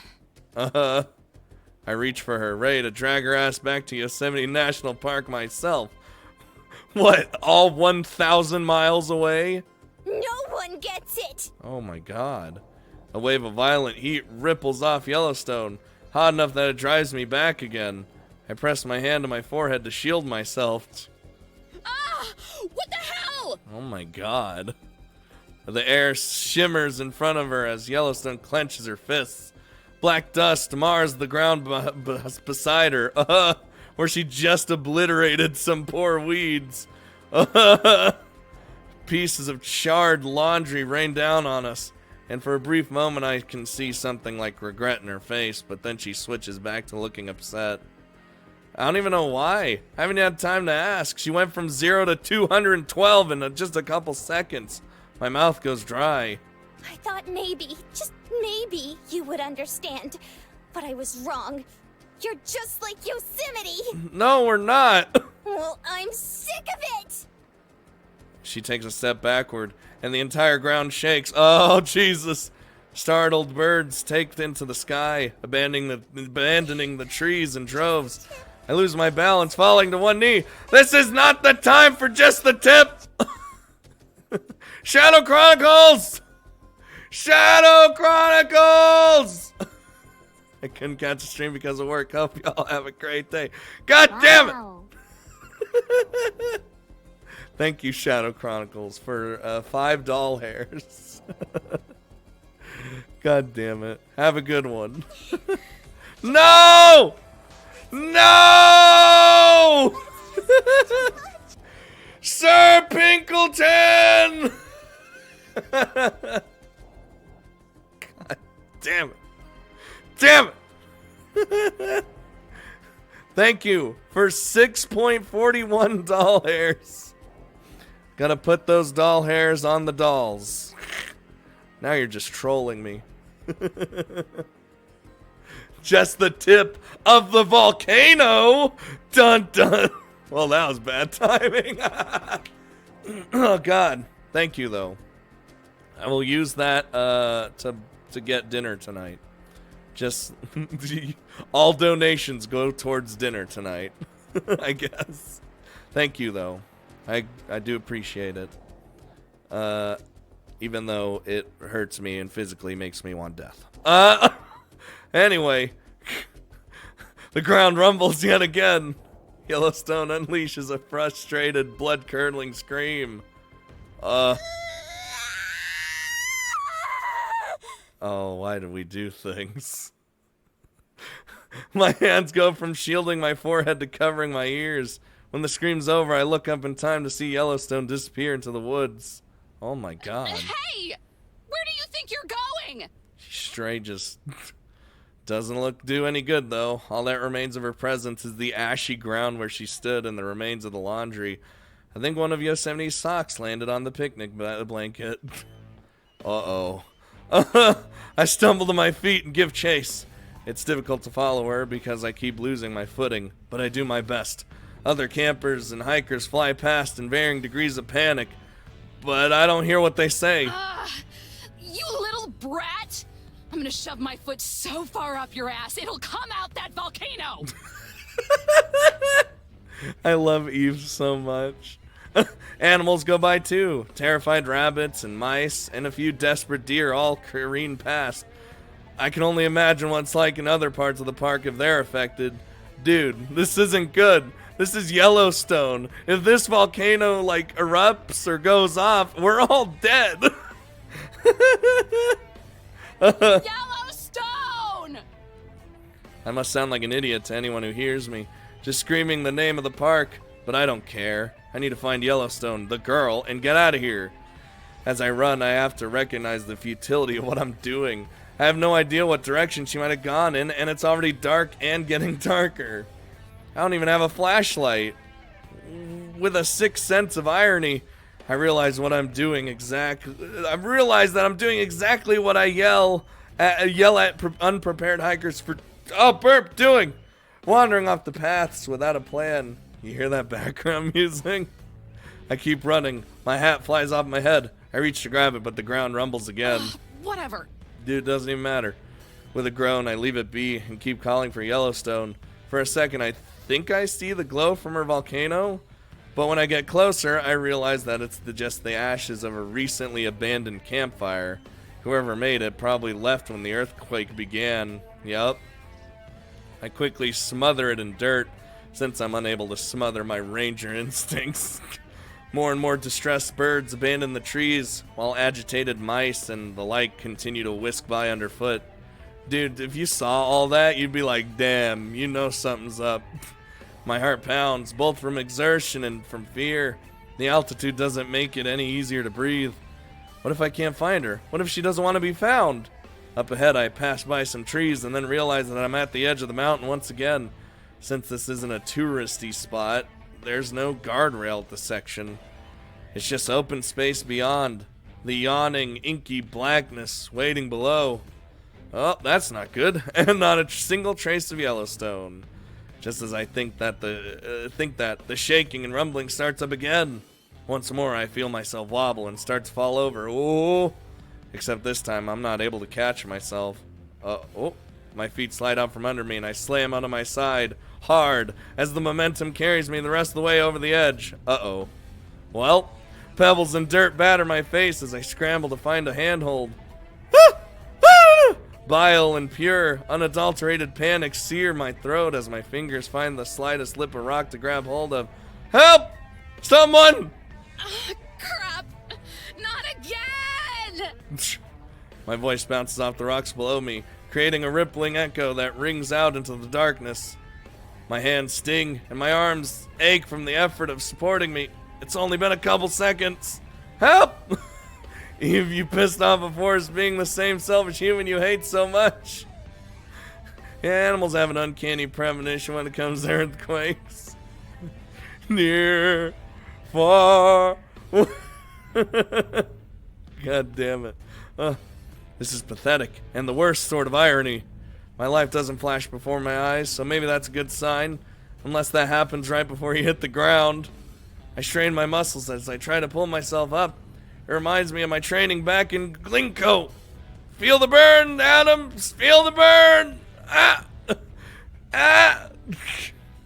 A trickle of dust pours into my face as the rock ledge I'm holding onto starts to crumble. Well, I guess we'll die. I feel the stone starting to slide past my fingers. Damn it. It won't be able to hold my weight. It's really gonna happen like this, huh? No, someone help! Spent years of my life telling people to be careful around cliffs, only to end up falling off one myself. The universe sure does have a way of kicking me when I'm down. I shut my eyes. We're just accepting death.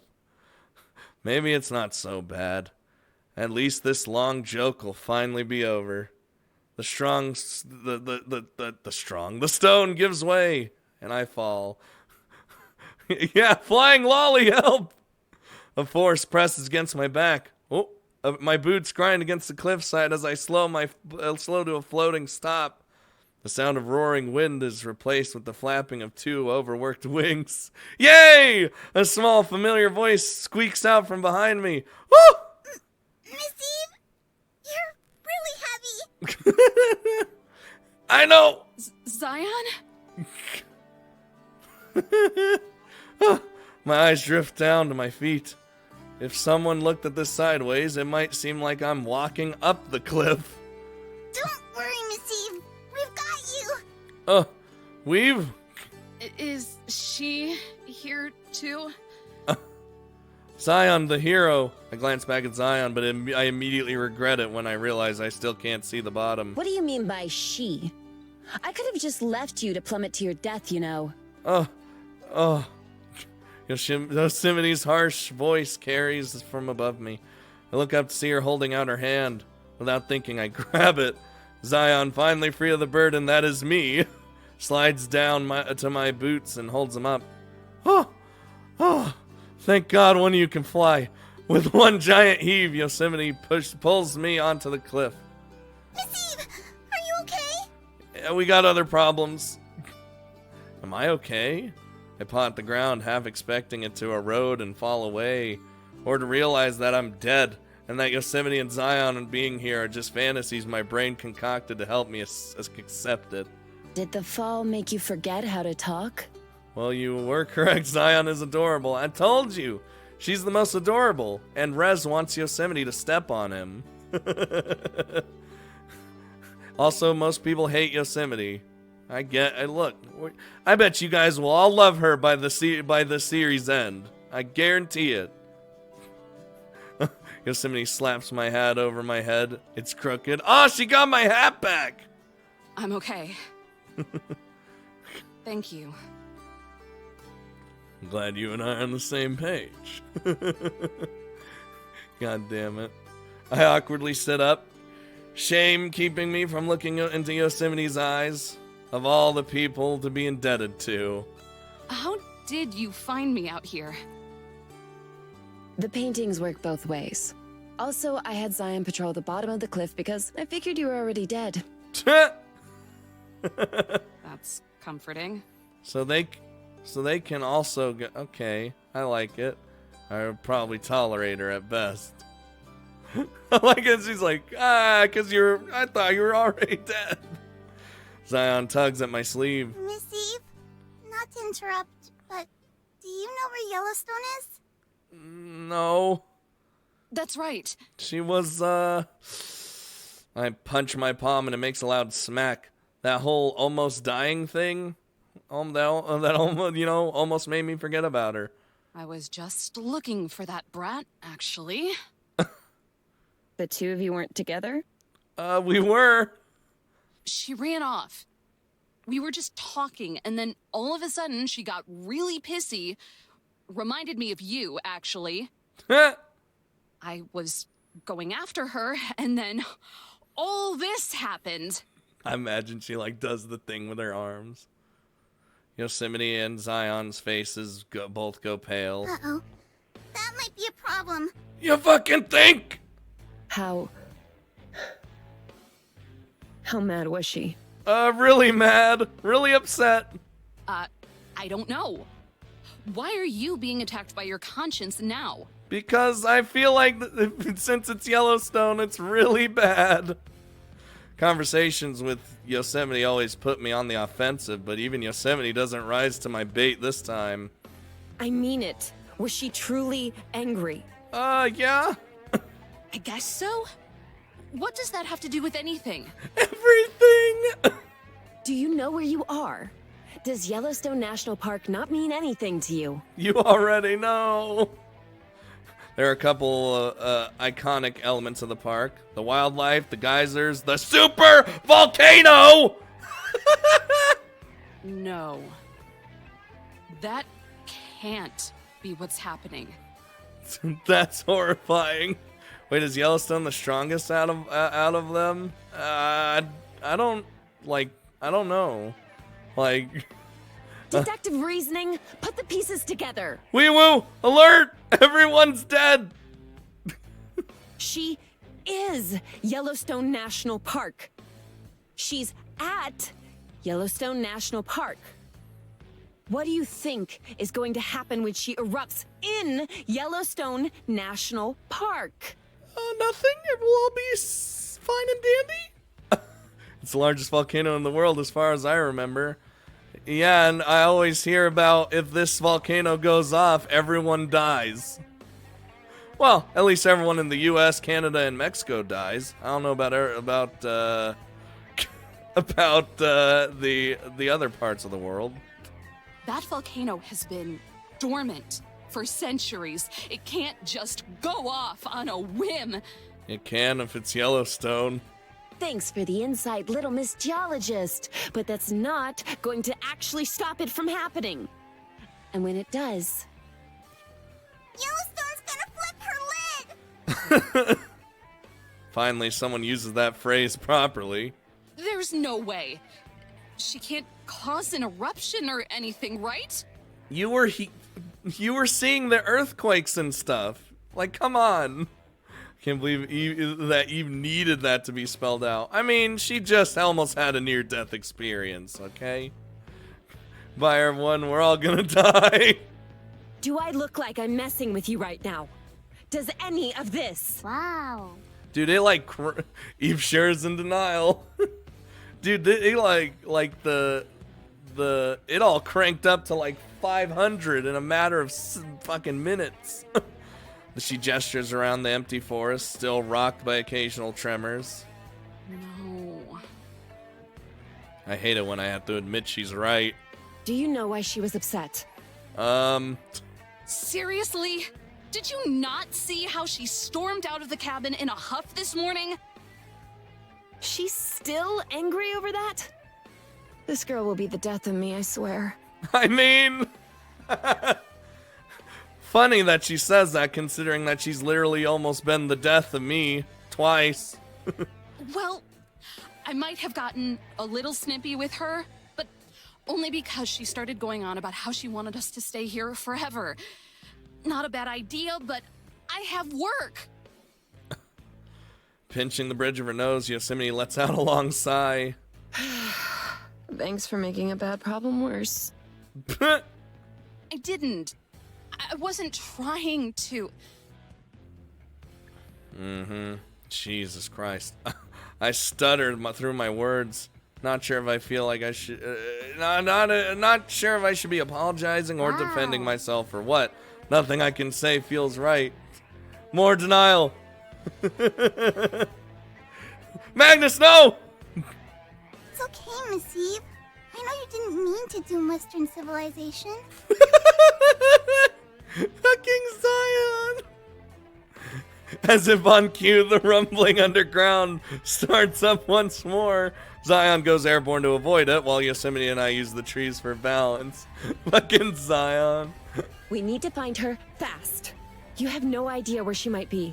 I told you guys, see, we'd be, like me, over here, I'd be fucked. But... None. She ran off a while ago. I don't know which direction she went. Yeah, she straight dipped. We'll have to hope we get lucky then. Wow. I want to see the volcano say pop. Yeah, because you'll live. She hands me a flashlight. The two of them have their own as well. Switching on the beams, we look around for any trace of Yellowstone, moving as quickly as we can. I doubt she's gone very far. She's probably hiding somewhere close by. Even she has to be aware of what's going on. I don't think she's stupid enough to let it happen, but still. You never know. She's all alone. She must be really scared. Would I die? Yes, Rez. Everyone in the U.S. would die. And Canada. And Mexico. That's how big this volcano could fuck everyone up. Oh my god. It's alright, mate. If you die quickly, or you'll die quickly, Magnus and I would likely either freeze or starve to death slowly. Her fault for running off. Oh my god. Wow. That's generalizing the situation a bit. Kind of pop like this Hubble Terminator emote. The flashlights we have are powerful and cut through the darkness easily. Still, without any real idea of where to start looking, it feels like the task is futile. We can have Zion like just fly around with her flashlight like one of those helicopters that like does the spotlight thingies. You know?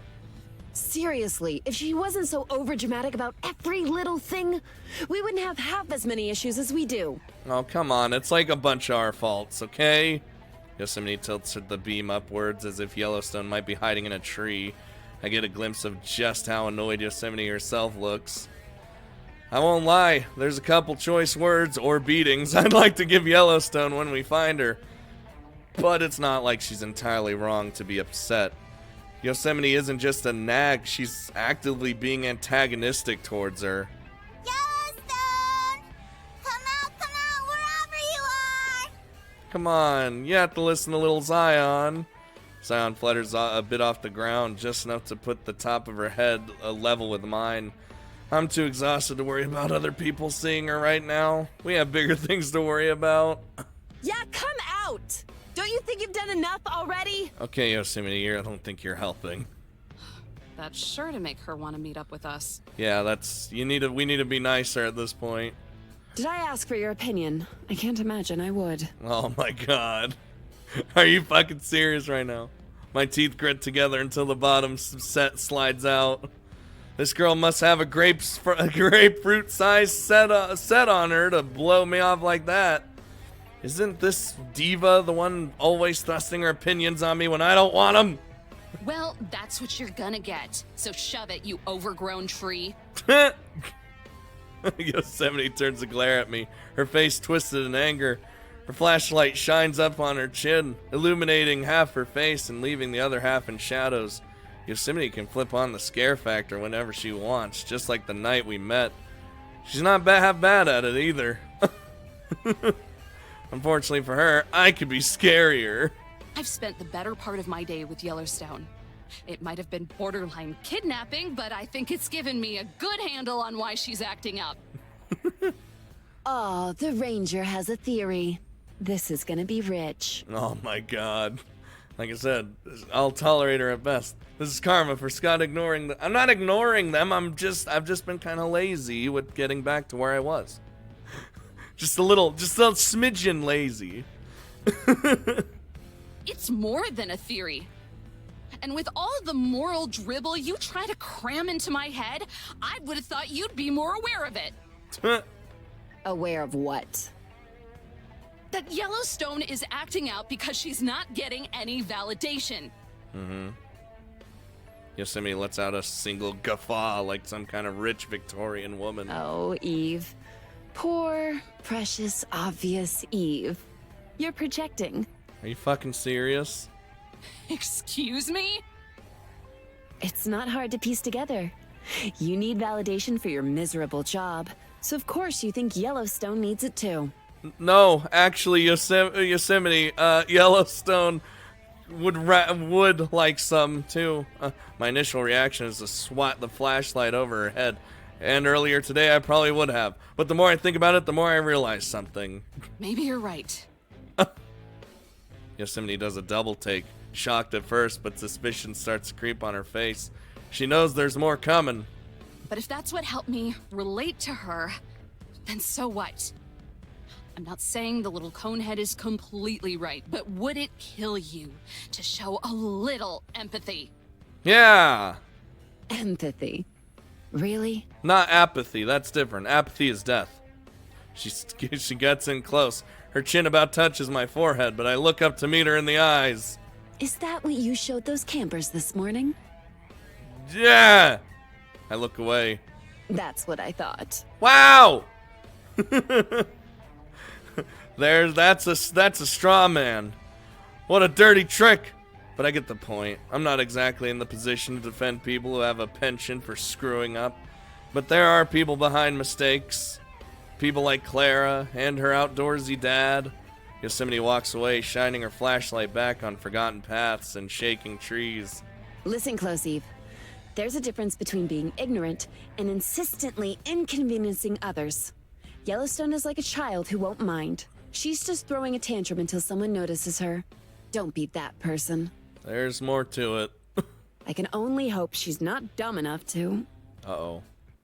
Oh, what? Will you stop being so mean to Yellowstone? I was wondering when Zion was gonna fucking say something, because Yellowstone's like her best friend. Yosemite and I both freeze in our tracks as Zion's voice cuts her off. We both turn to face the little cherub, who looks very unhappy. Oh no, just look at all these tears. It's like you aren't even hearing what Eve's saying. Maybe Yellowstone is lashing out, but she's only doing that because she's sad. Yellowstone loves helping. It's her favorite thing in the whole wide world, but wouldn't you be sad if no one ever thanked you?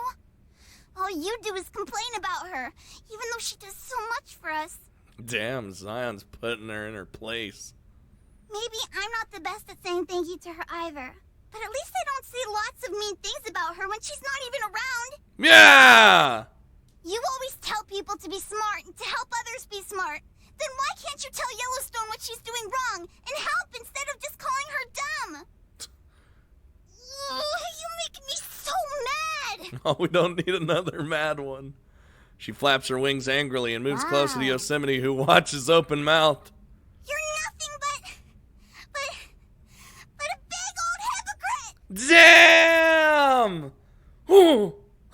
Now Yosemite's mouth snaps shut like a mousetrap. She blinks several times, several budding tears leaking out. She meekly nods. I don't have anything to say either as Zion descends to the ground, her footsteps light enough to not make a sound.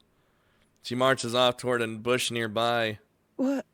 Where are you going? To find Yellowstone. Oh my god. Zion smacked that bitch. Nah, Zion wouldn't smack you. She's not gonna smack you. She's just gonna put you in your place. God, I think Zion's my favorite, to be honest. Well, I love Eve too, but I mean, out of the 3 national parks, I think she's my favorite. It was very effective. Yeah, she straight up mic dropped. I look to Yosemite, who's shielding her face with her arm as she chokes on her muffled tears. Wow. What? What are you looking at? Keep walking. You big fucking baby. She tries to wipe her tears, but it only makes her eyes more red. I back away and follow Zion's lead. Holy crap, Yosemite just got chewed out by a toddler.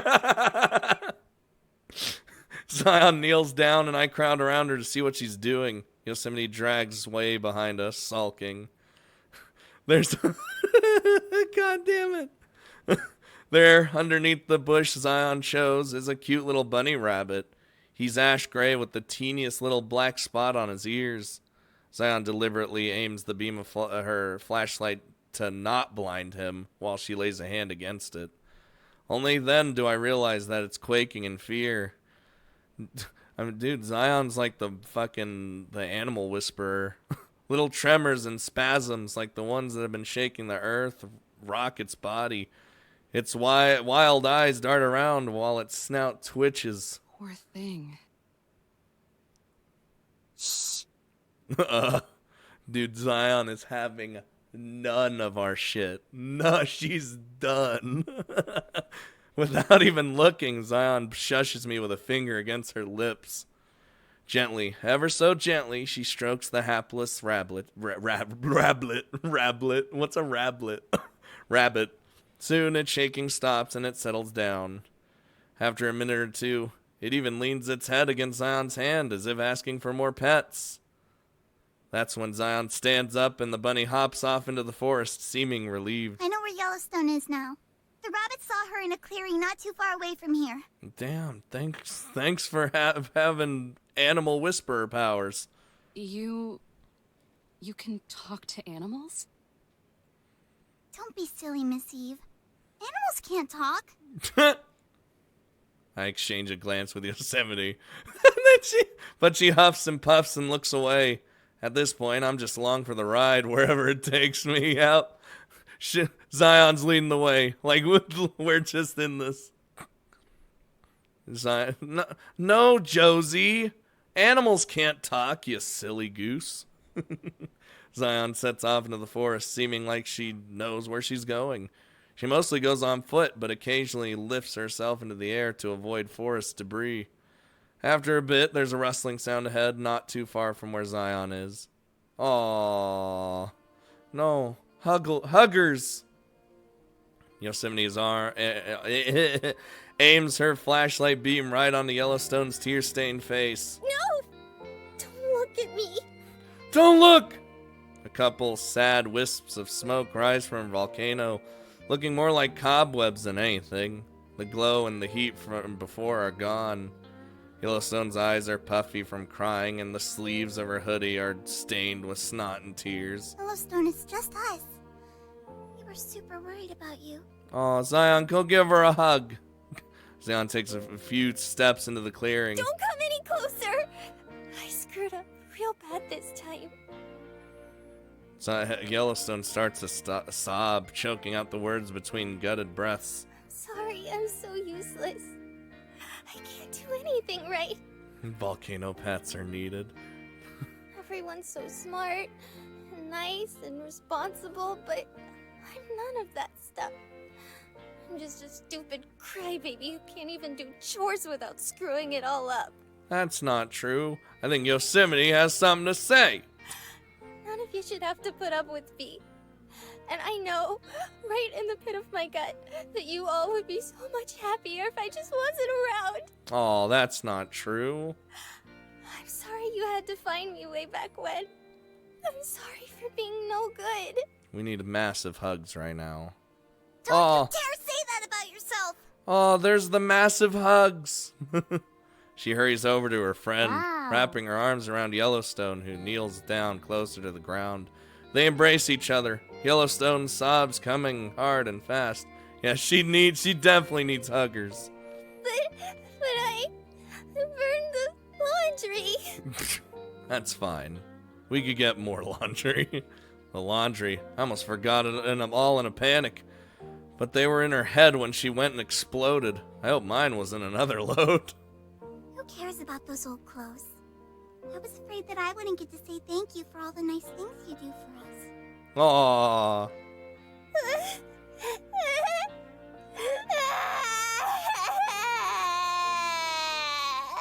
How the shit did she burn the laundry?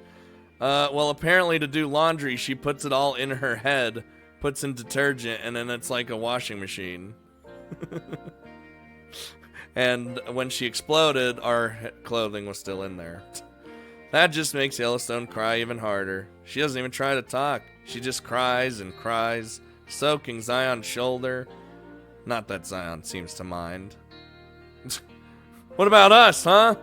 Don't we have some apologies? And Yosemite and I maintain our distance. She's quieter, but I think she might be sobbing harder than Yellowstone, her chest heaving up and down as she tries to stay quiet. I scoot in a little closer to her and pat Yosemite's shoulder. That'll do, pig. That'll do. The shaking has completely stopped. For now, the world is still and quiet. I look above the trees and into the sky. Between the branches, it looks like a portal into the stars. Would you look at that? It's a clear night. That's definitely a that'll do. That'll do, pig. Shh. That'll do. Oh. Reprimands, write-ups, trail duty. You'll be helping Simmons clean up so much trash that the plastic is going to biodegrade before you're done. We live. I flinch away from the headset as Jesse continues to squawk out new additions to my growing list of punishments that I'll be receiving. This is a massive fucking rip. With all due respect, ma'am, if I've proven my incompetence at taking out the trash, then maybe that isn't the best course of action? My voice stiffens. I sound like the verbalization of a 2x4. But if I appeal to Jesse's paramilitary side, I might be able to get out of this. She pauses, nothing but static coming from the other line. Maybe I'll actually be able to pull this off. Cute.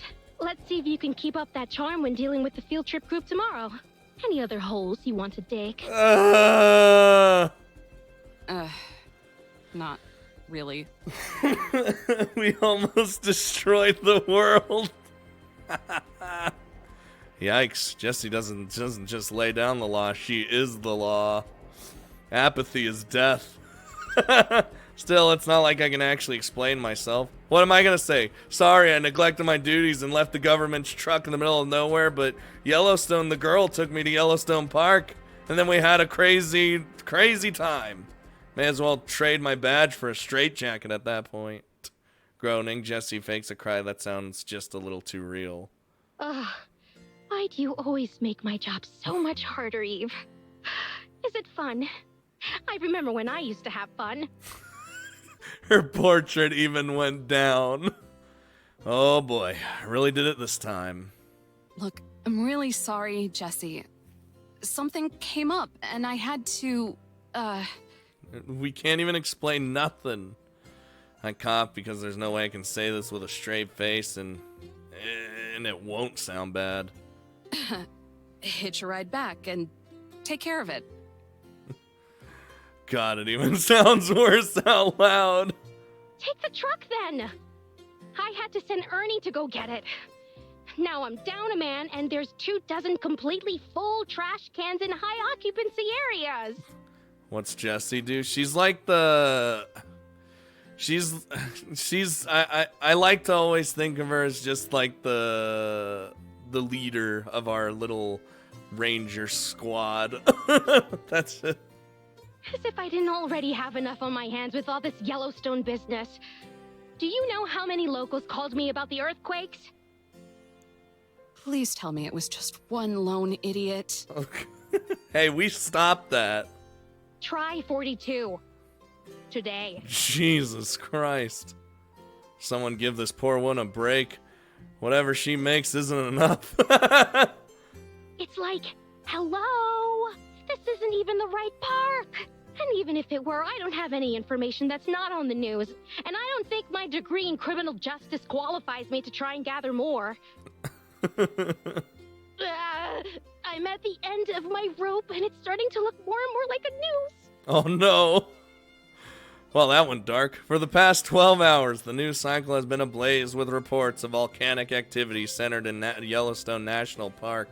Several earthquakes, one of which was a 7.2 on the Richter scale, Jesus, have also been reported.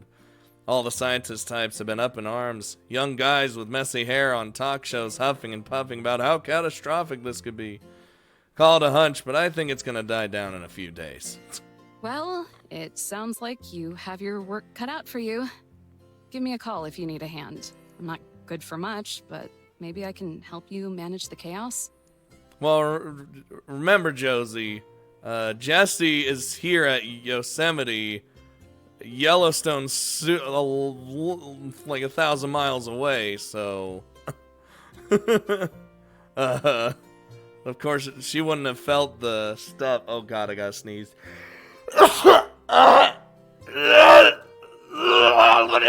Okay, I'm fine. Aw, Eve. In my head, I can clearly see her bring her hand to her chest in appreciation. I always knew you were good. You just need a push in the right direction. Like some people. That's me, Eve the Good Ranger. Well, Eve the Good Ranger, don't think your newfound kindness means you're off the hook. Damn it! Her voice gets quieter, but she sounds closer than ever, as if her lips are brushing against the mic. Not by a long shot. Oh, and then she just fucking turns it off. Static. Over and out. Oh, okay. More static. Oh, I set aside the mic and headset. An ominous sense of dread washes over me as I drag myself over to my spot at the table. Dude, that's horrifying. Trouble in Paradise?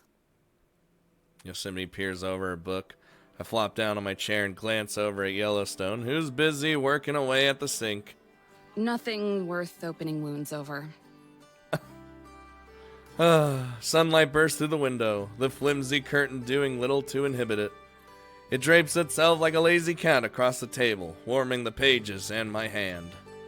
I pick up my pen, in it grasp over Teddy. One page already half full with words. I pause, staring out the window as I try to think of what to write next.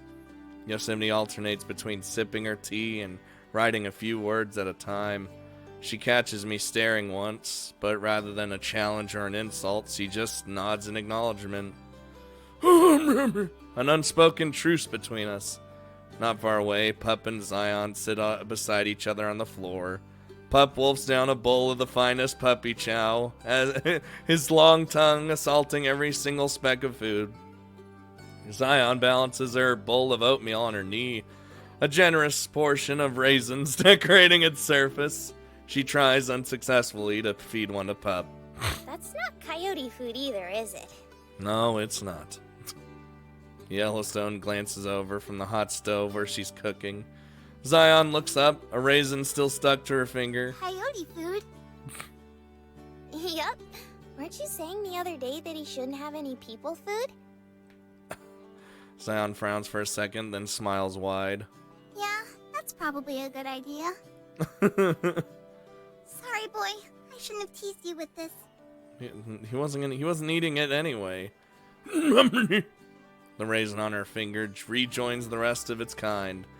Pup seems wholly indifferent. He's finished his meal and is pushing his bowl around the floor as he's trying to slurp up every last morsel. Ah, it's all of us when we're eating food. Yellowstone smiles to herself as she stirs the eggs and flips the pancakes.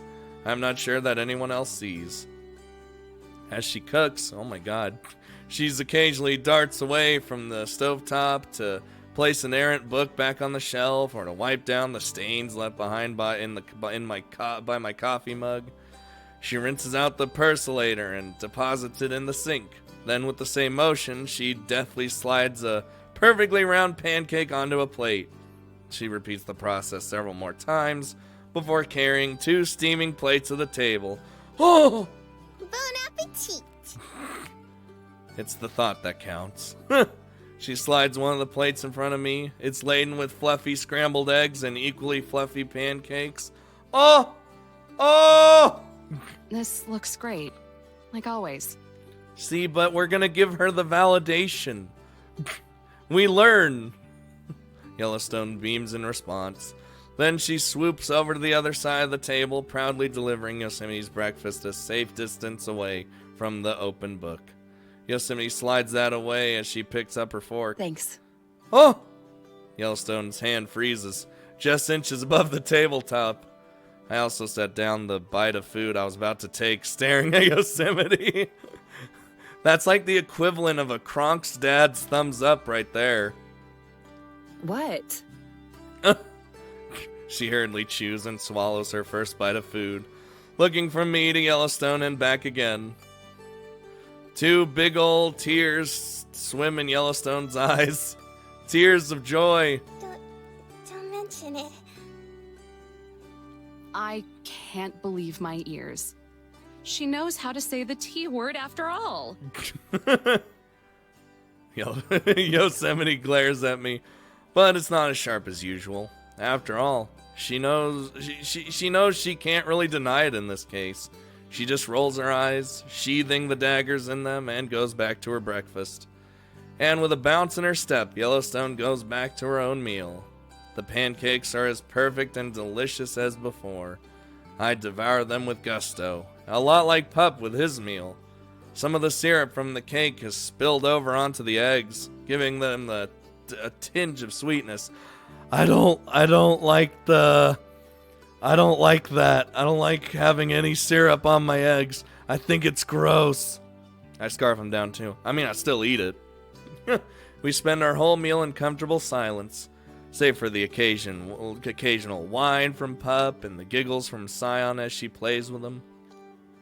Once we're finished, I collect both my plate and Yosemite's and start to carry them to the sink.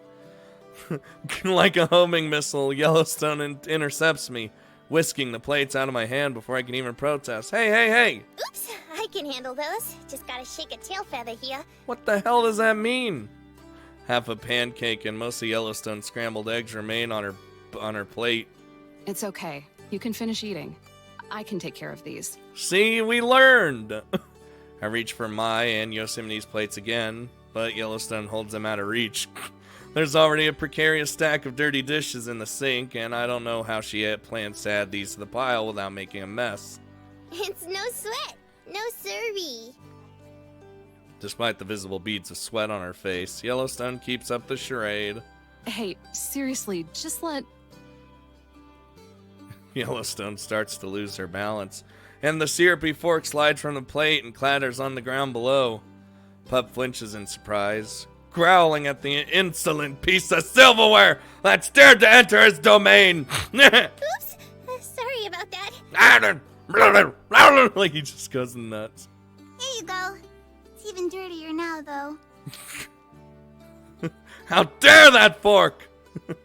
Dirt and dust cling to the maple syrup, clogging up the tines of the fork. Yellowstone grimaces as she tosses it into the sink, aware of the extra scrubbing it'll need. I settle back down into my seat, recognizing that Yellowstone's not going to let me win here. I mean it. I don't mind helping out. Yeah, and I'm sure someone else doesn't mind. Right, Yosemite? But Yellowstone just waves away my offer. Despite the fact that she's using one hand to balance our dishes and her other hand to try to cut her pancakes so she can eat. It's okay. With a deep, deep sigh, Yosemite places a bookmark in her journal and stands up. Everyone turns to look at her, expecting some triad about about how she can't focus with all this noise going on. But instead, she faces Yellowstone and smiles. How about I help out instead? Whoa! Everyone's like, what? Huh? Look at all these expressions. Yellowstone's face cycles through a variety of emotions faster than I can process. To her credit, she doesn't start crying again. Are you sure? Yes, I'm sure. Now hurry up before I change my mind. Okay. There we go. There we go. Educate yourself. Then I set Teddy aside. Outside, a loud banging sound begins to disturb the quiet park air. God damn it. There's a distinctive sound of a door being thrown open, and then familiar voices can be heard. Oh, Jesus. You had taken care of it last night. I don't know where the stinking office is, and I don't know if they can help us. Yeah, yesterday's idiot. Find someone. We can't go all day without water. I love how quiet it is, because I know. Just give me a second to think. the bickering couple from yesterday with their clunky tin can. Well, I reach for my hat and put it on, adjusting my uniform just a little bit so my badge is visible. Are you gonna go give them what for? No, not this time. Am I teaching them? I head to the front door, my hand on the knob. From the sink, Yosemite glances at me over my shoulder, or her shoulder, not my shoulder, her shoulder, and throws me a nod. I'm gonna go help out. It's like, what? Hooray! We learned, like, everyone learned things and developed as fucking characters. Huzzah! We learned it's, sometimes it's better to help out than just assume everyone's a piece of shit.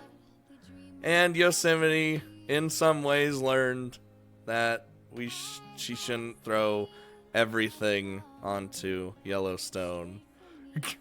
And we didn't die. Oh, God. I got shit in my throat. Help. Wow. Well, they've developed more than Rey from Star Wars. That's because Rey was given everything. Right off the bat. One video games until the next episode. I feel like each episode gets better.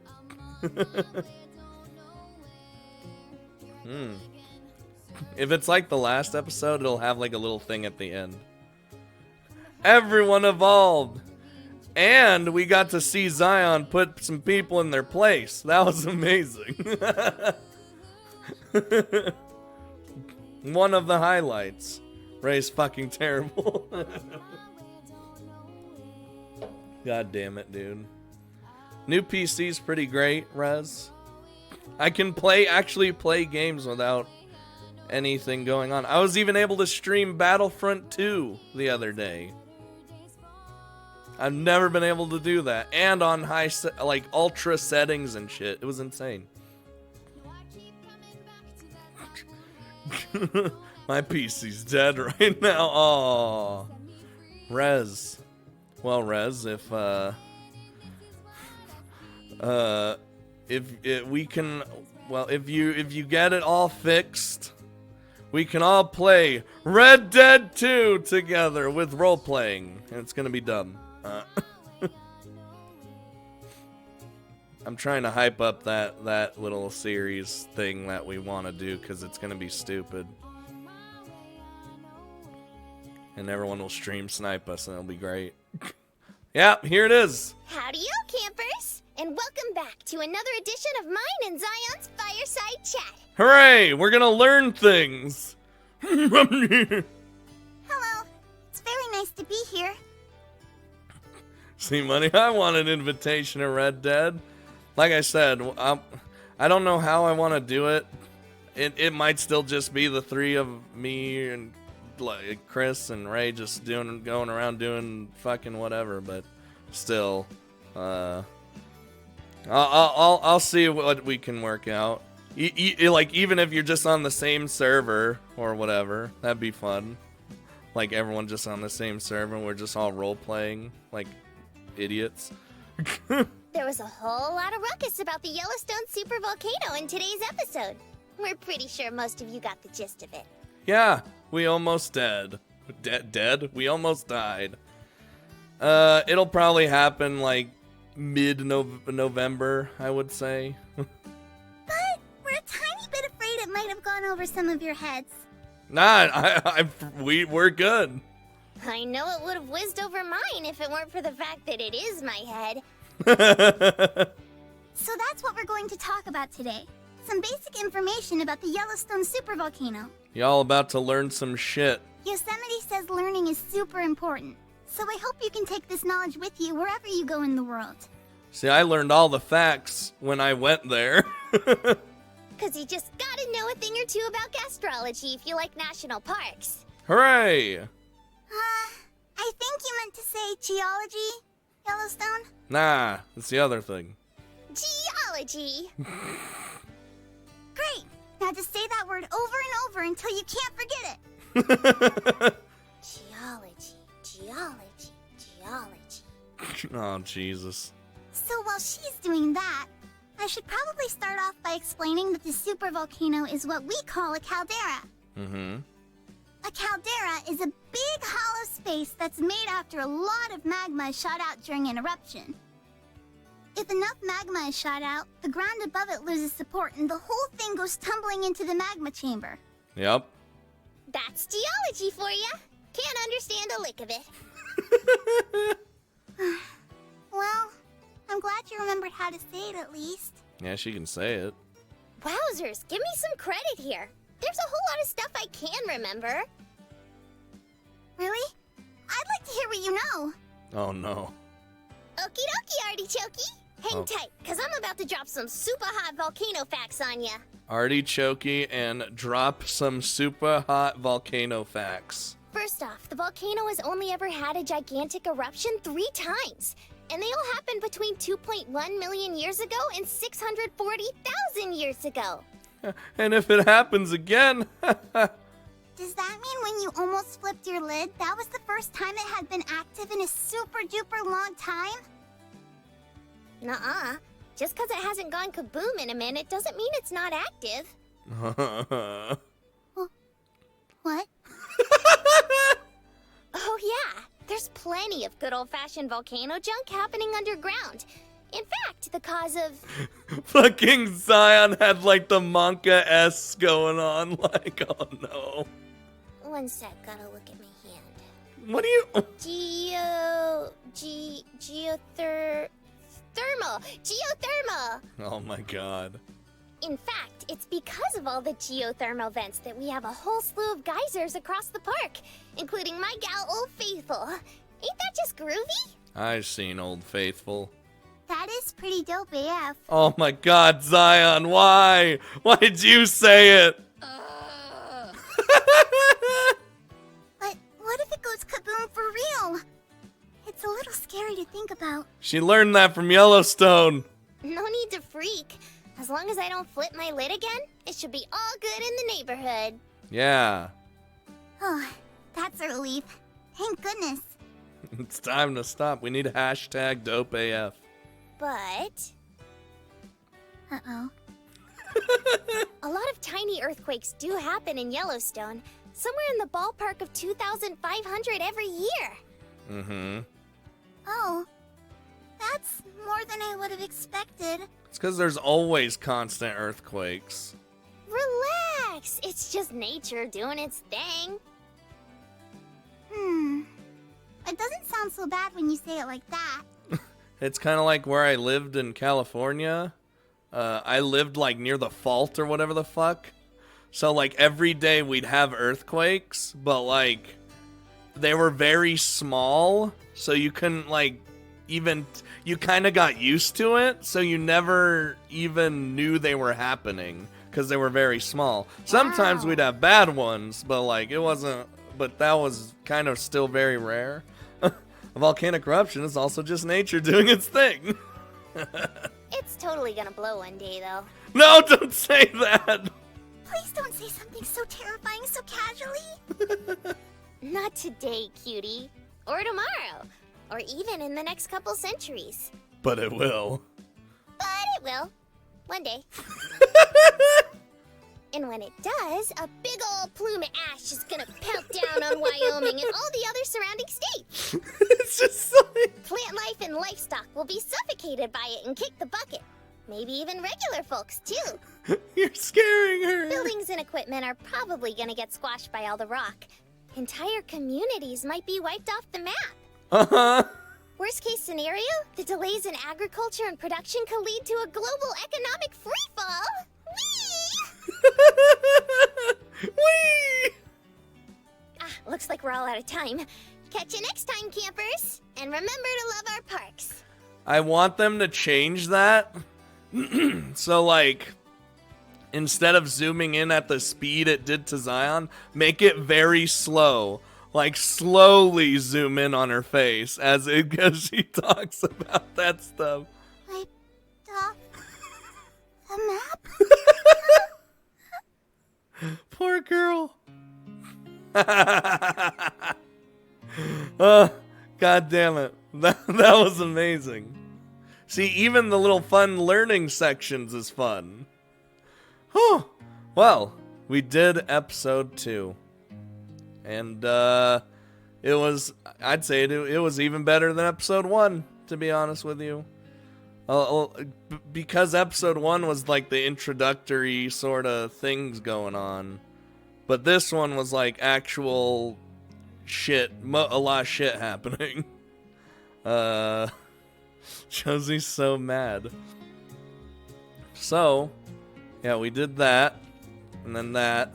So, Daughter of Zion, I assume, is going to be the one focused on Zion, which is going to be great. Since this one was kind of focused on Yosemite. I guess, yeah, you could say that. This one was Yellowstone, and this one's going to be Zion. We're all dead. And then the Eternal Evergreen, part 1 and 2. That's gonna be something too. I don't know how long it's going to be till the next episode's out. I'll have to look and see if they had like a little updated schedule, because I know they had a schedule, but they had to delay. So let's see. I don't even have the CGs anymore. Damn it! But I have all these ones. What's this one? God damn it. That's probably has something to do with episode 1. God fucking damn it. But we have guest art! Da da da da da da! Da da da da. Whoa, hold on there. What's going on there? I'm gonna look at all of them. Hold on. Oh, that's adorable. I like that.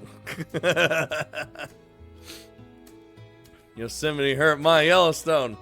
Also, Eve is on my is my list? Is your list? Oh my god. I like how they just have people like they did fan art and they put it in the game, like actually. Let's look at all of them. Look at that. Come on. You still mad? Look at little Zion. That's adorable. Well, I'd say this was a pretty good it's a pretty good stream today. Wow. See you next time. Hope you guys had fun. I know I did. this was definitely a really good episode, I feel like. It's an interesting story, and I like it. And then you have the little learning bits at the end that just makes it even sillier. I aim to throw bits and run, but damn, that girl is so casual about the apocalypse. That was so funny. I still want them to change it so it's just slowly zooming in on Zion's face. That would have been amazing. Eva's waifu. I like Eve, and all of them are growing as we go along, which is great. So, next time, the next stream is probably going to be my Halloween stream on the 31st. If none of you are doing anything on Halloween. You can just come on by. I think that's like a Thursday or something. Yeah, that's next Thursday. No fucking idea what I'm playing. It might be Corpse Party. But I still have no fucking idea. I'll think of something. But I like to do a Halloween stream every year, so none of us have lives, mate. I think we'll be here. I don't know, man. If you guys have suggestions for some Halloween thingy, just I don't know, let me know in Discord or something. I don't know. I know a lot of people want to see Corpse Party, but so that might be a thing. 24-hour Corpse Party. Because remember, we didn't finish Book of Shadows, but that one's kind of like, I don't think you really need to do that one. I know Blood Drive's like the one that actually continues the story from the original Corpse Party, which I played the original Corpse Party, completed, quote, quote. And then there's the second one, which is its own thing. I have no idea. Listen to spooky, scary skeletons on repeat. Just play Battlefront. That's scary in its own right, huh? Hey, Battlefront's actually gotten good, okay? We played some Sachiko's birthday, but that's not scary. I can't just go back to that. Spooky Elite Dangerous stream. Alright. Anyway, remember, Halloween stream. I'm going to put this up on YouTube probably tonight or tomorrow. And, yeah. I really enjoyed this one. I'll see you guys next time in the next exciting episode of, National Park Girls, where it's going to be focused on Zion. I can't wait for that one. That's going to be great. See you later, everyone. Woo! Enjoy 60 FPS moving around on the banner.